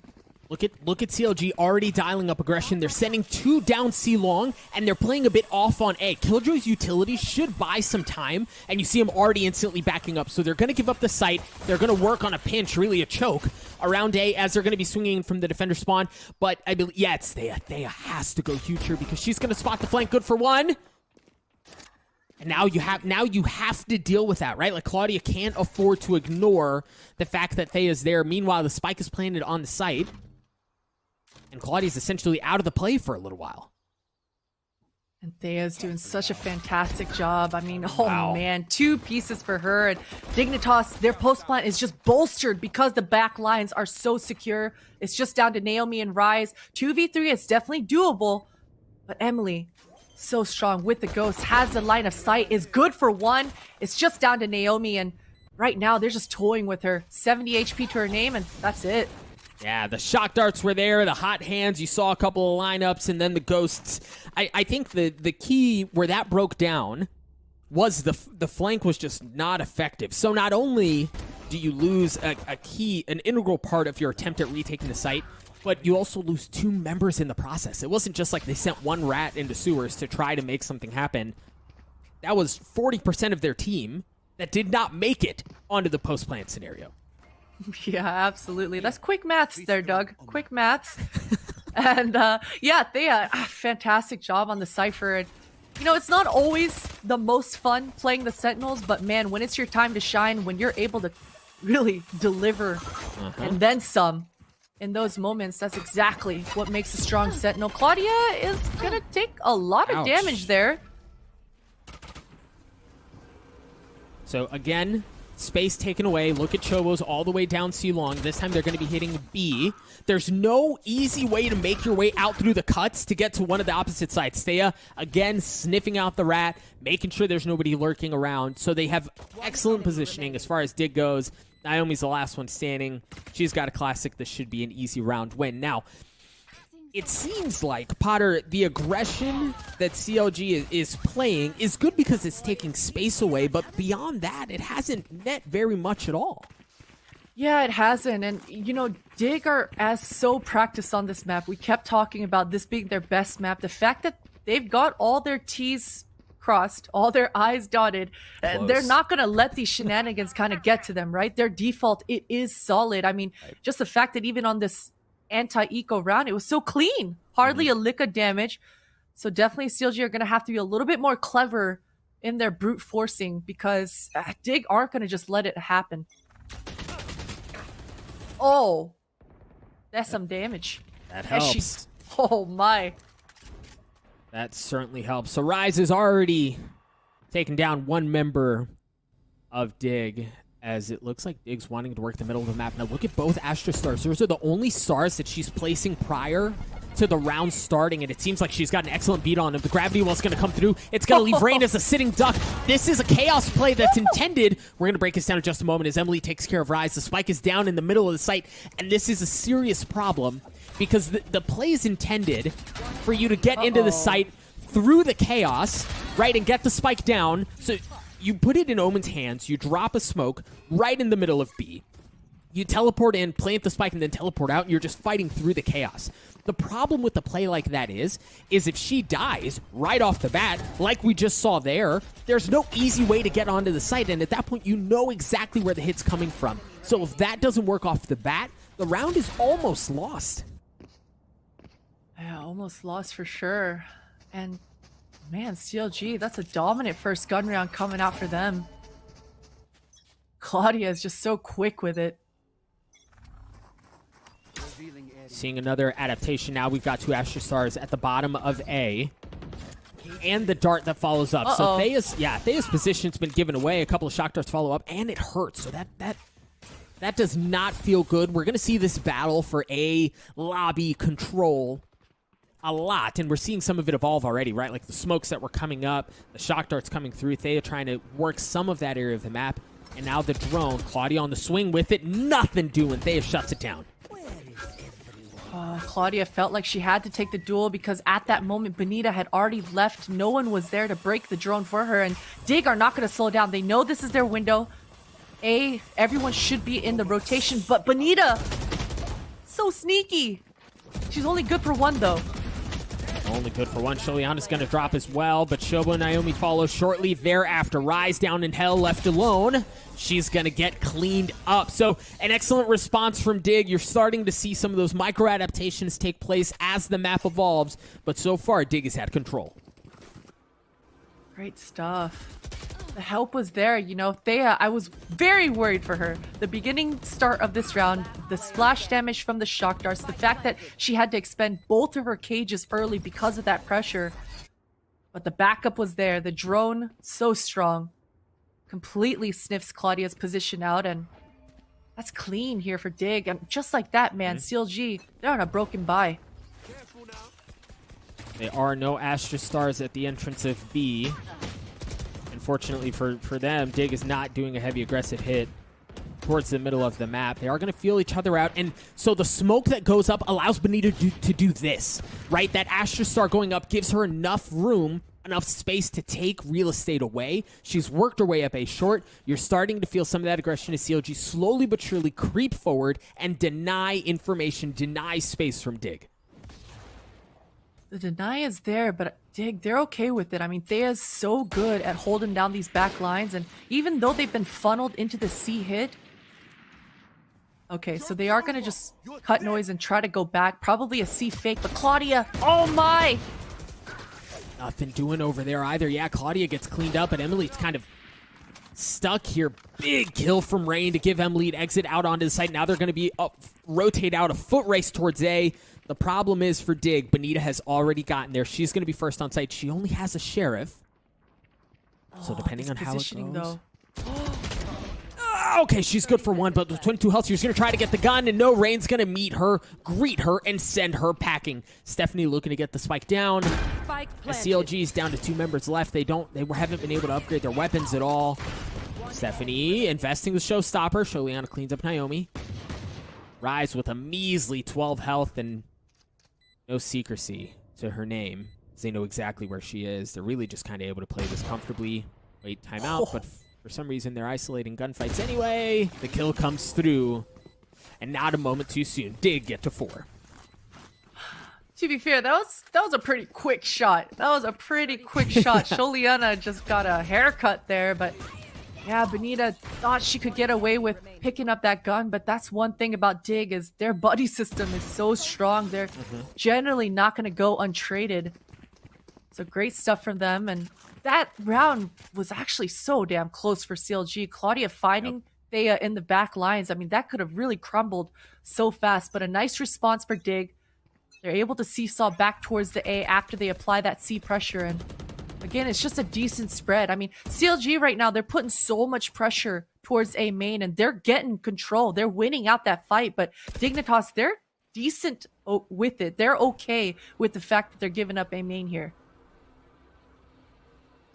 You see CLG not dialing up aggression down C long, not taking space away on A short either. Excellent paranoia. Rain jumping into the smoke! Rain getting a little greedy. Claudia punishes her. Unlucky. Sometimes you got to take some risks, make some big plays, and it doesn't pan out for her. Rise. Great spot over to the logs, Wow. and man, she's good for 2. Benita looking to clean things up. She gets one as well. The spike is down. They also know exactly where it is. Emily, it's the last remaining member on the side of Dig. Dodging an op shot.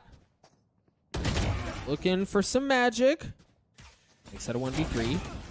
Oh, she manages to get it down to a 1v2. But CLG extinguish. The comeback Dig. Still in a comfortable spot, but CLG again starting to pile this back up. They've gotten 2 rounds on the board. Financially, they should be sitting okay here. And if they're able to punish situations like that, like what we just saw, and have Rise continue to pop off in the way that she has, this is going to be a good map, Potter. Absolutely, man. What an anchor hold coming out for Rise, and I gotta touch on the TP play coming out for Rain again. I mean, that's a pretty calculated risk. We talked about the fact that CLG are very heavy towards A. They constantly pushed over. And when a team is defending and they are putting a lot of resources towards A main, that's when the A link towards B is weak. So honestly, it was a calculated risk. It doesn't pay off. Claudia just is so aware. But again, heavy pressure towards A. Chobo, she's going to use a run it back. Chobo! Chobo aggro gets 1. Onto Stephanie. Excellent timing with the drone in her face. Opts to go in and manages to get 1. Emily takes care of the opposing dart, and she's going to get the run back online. This is huge for Dignitas. Huge. Even though they're man down, Emily should be able to do a lot of work with this ultimate. They have time, so they can certainly flip the map. You see Thea is sticking around for a little bit longer just to make them think twice about it, but excellent discipline from CLG. They haven't rotated off. They still have Rise playing back across the middle of the map. They still have Claudia 30 playing back seconds towards left. C as well.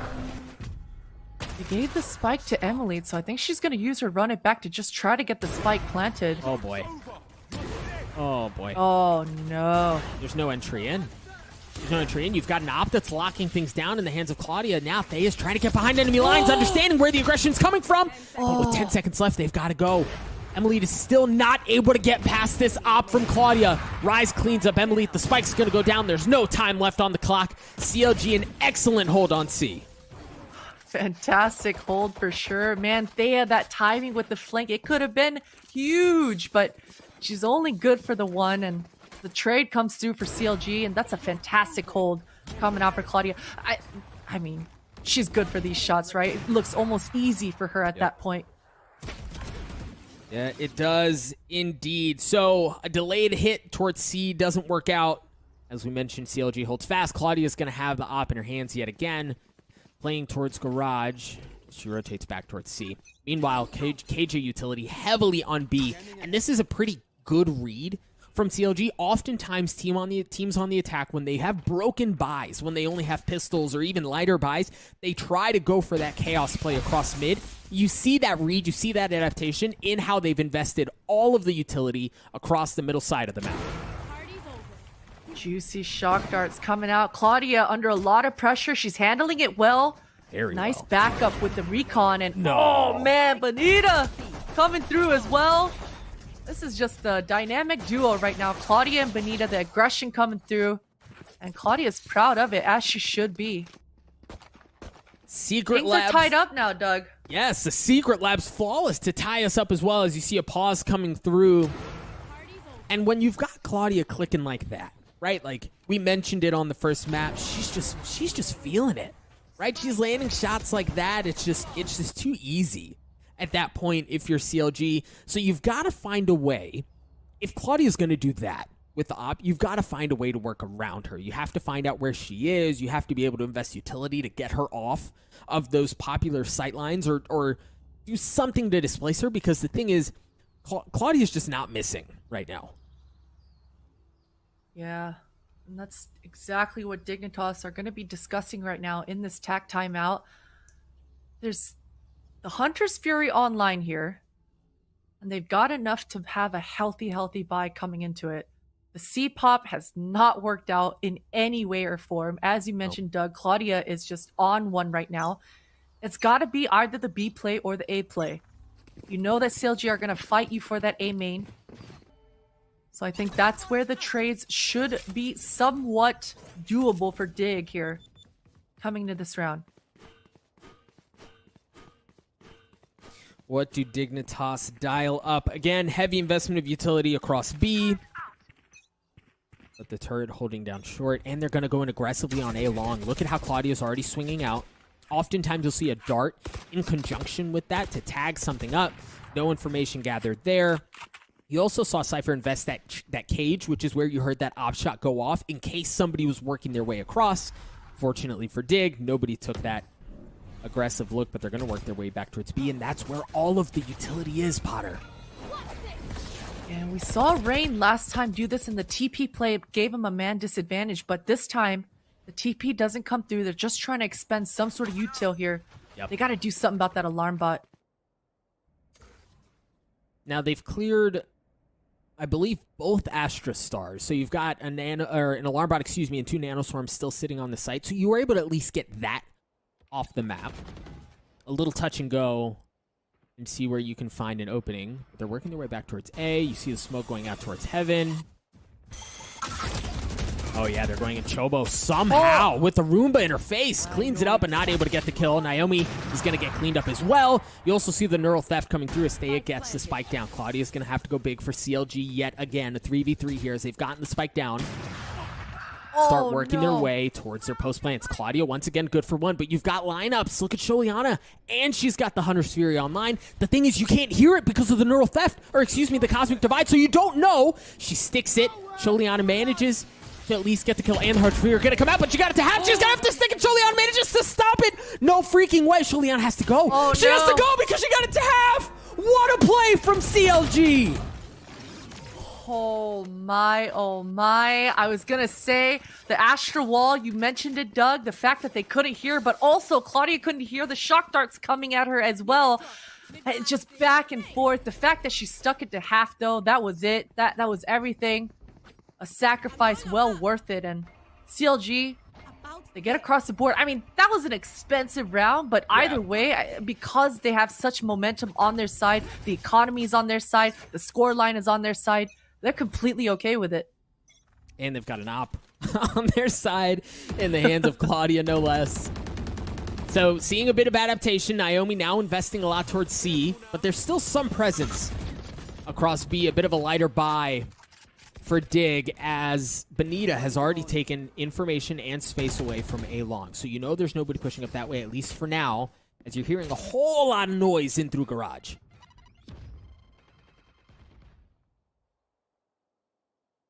And Ding and Toss are just going to kind of back away. Their job there is done. They applied that pressure, but I mean, look at CLG's defenses here. They know that A has been on lockdown. They've got majority of their resources here towards the C, and that's exactly where CLG are headed. This paranoia, it's got to pay off huge for them. It does grab 2, but the lurk from Stephanie is shut down. Rise and Naomi, good for 1 apiece. Sholiana able to get 1 with the frenzy. Chobo's going to drop as well. The light gun seemed to be working out for Dig, at least for now, as Rain goes in looking for more. Claudia with the op. Looking to get another, as the spike should go down. The gravity well not going to touch Rain, just on the nick of time. Oh, they didn't know Rain was there. Rain's good. Oh, Rain just narrowly missing it. Sholiana, Benita. The switch to the Vandal proves to be the problem maker. Sholiana swings out off of hearing that. A virus thrifty for Dig to tie us up at 5. Oh, that round was so needed for Dignitas, and you know the communication is coming through. She's lit, and the fact that she's got the frenzy, the running swing, is everything for Sholiana there. And man, Claudia needed to hit that shot. I mean, the teamwork was incredible, actually, for CLG. The fact that all 3 members were able to come out and they felt the confidence because Vryze on that Astra was able to put that gravity well back sight there, but Dignitas, solid post plant there. Oh, and that was, I mean, we talked about the fact that CLG had all their resources pretty much on that defense, so that's got to be a huge confidence booster here coming in for Dig. All right, so they felt out a little bit towards C. Op never went off that way. So they understand that either it got cleared up by somebody else or the op is not there. Fortunately for Dig, they're about to find out where it is. Claudia missing a rare.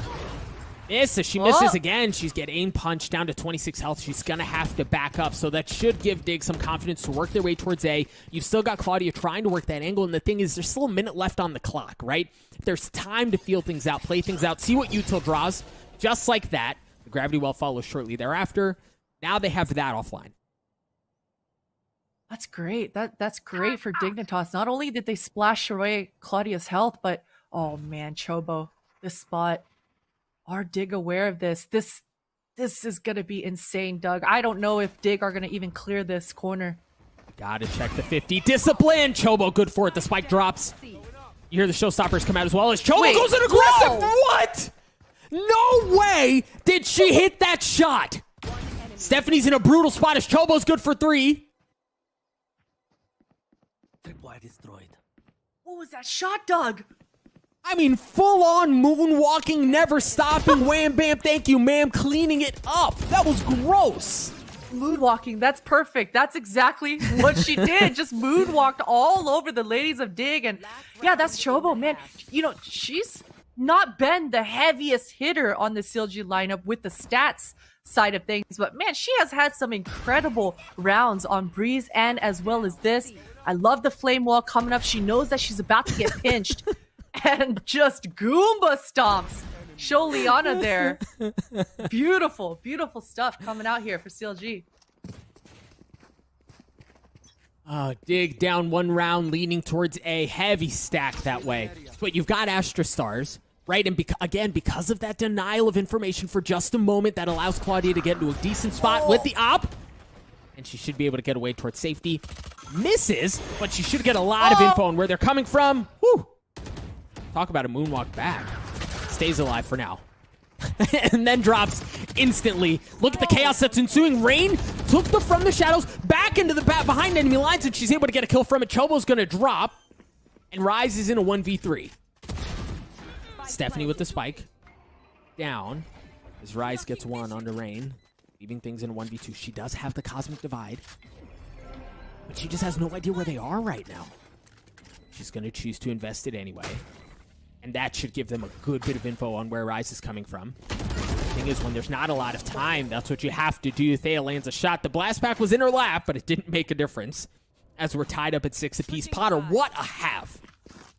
Wow, incredible. Just incredible. Just neck and neck, back and forth. I mean, the start of it looked like Dignitas had everything they wanted. Thea able to hold the back lines. Dignitas able to make those execs work for them. But CLG, Claudia, and Benita just came online. The dynamic duo for the CLG ladies. And towards the end, sure, Claudia missed some shots here and there, and that allowed Dig to come through. But either way, man, solid half for both of these squads. I mean, that shot is just that shot is just absolutely unreal. All right, CLG are now on the attack. Now they should have more of an opportunity to dictate the pace of the rounds. They tried dialing up early aggression in the first half. Does not seem to be the approach that Dig are going to take here. Chobo just farming out the orb. We've got 3 defenders of Dig on C here. They're expecting a C play of some kind. And there's the drone.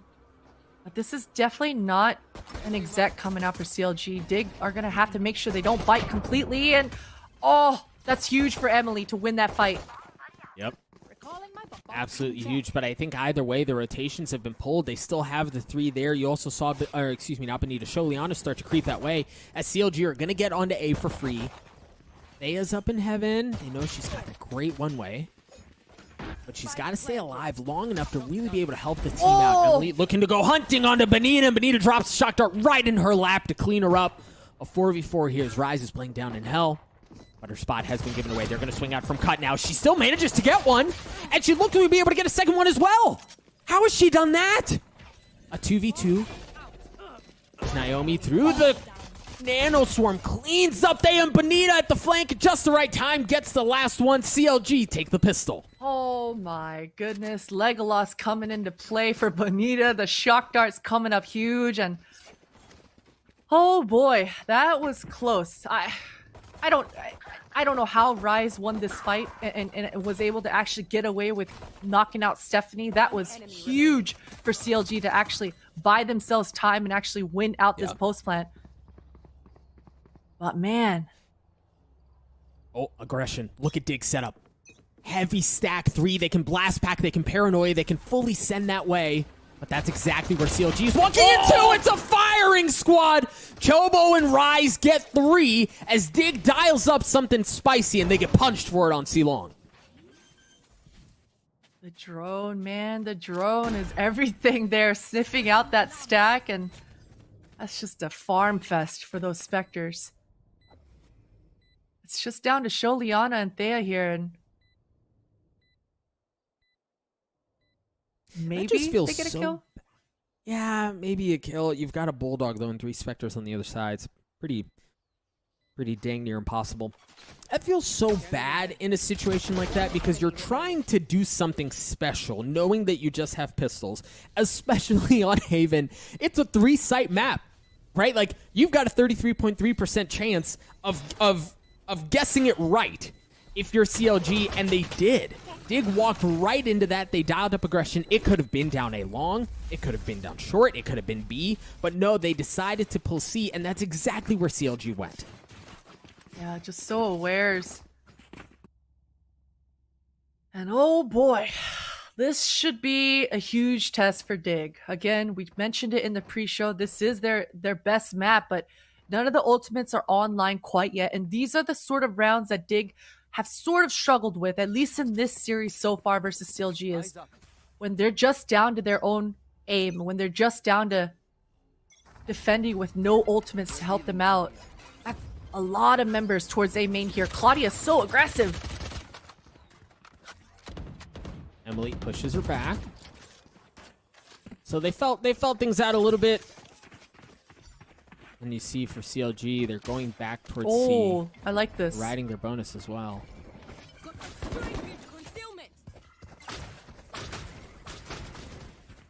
Working their way in through the cages. Making a ton of noise and pulling right back off. Claudia quietly sat in short the entire time, and it was enough info and it was enough comfort for them to pull back. But Rain can blow this thing up. Rain 1, 2, 3, baby! Rain gets them all! Raid able to knock it all down, just rising up to the challenge. And even though Claudia has the free sight, I mean, her entire team just gets wiped out. The spike is down now. All of Dignitas, they should be able to defend this spike. I mean, maybe Claudia gets away with one, but that's got to be off the back of a huge mistake from Dignitas here. 30 seconds left. Phantom Gang, baby. I don't know that the Vandal does that in that situation. Rain just popped off, and yeah, it's easy when they're walking into your crosshairs like that. But again, to be able to control the transfer, to land all three in that pivotal moment, like you said, A was theirs, right? Claudia was all up in there. She knew that nobody was home. What a play from Rain. But also, Doug, you know, C was theirs as well. I mean, when they made their play onto C, there wasn't a single defender there. And the fact that Claudia did so well with her timings towards short A really made CLG want to go back because that site was secure. But again, it comes down to Haven being that 3-site map. The B, the middle, it's completely open. Rain, she was pokey proddy. She took space when she needed to. And that opportunity just kind of fell into her lap, and good on her to be able to capitalize off of it. But CLG, I mean, they lost it, sure. Rain had a huge round, but they're probably still feeling pretty confident here. Yeah, I would have to agree. But, I mean, really, the other thing that we have to keep in mind here was that was technically their bonus, right? So that while it took a heroic play from Rain, technically speaking, that should have gone their way. But now that we've got rifles on almost everyone on the map, Emily and Rise are going to be the two exceptions. Now we're going to learn a lot about both these teams. And remember, folks, this is an elimination match. This is Dig's map. They've got to go big here. Revealing area. Just the Sheriff on the back of Rise here. A lot of utility being used here. Oh, man, yeah. Where did that happen? Towards Long C. Mm-hmm. A little pew-pew through the smoke, through the util. Just messed her up. They're going to try to go that way anyway. They're going to invest. They'll run it back in the hands of Chobo.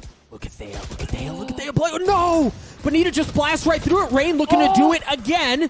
Only good for one as CLG have aggressively taken full authority of what's happening on C. Dig are going to start to pull in from the further retake. They've got two coming in from defender spawn. They also have presence on garage. The thing is now they know exactly where Emily is thanks to that alarm bot. How do they crack this space open? Rise and Chobo are both so weak. Chobo's already dropped.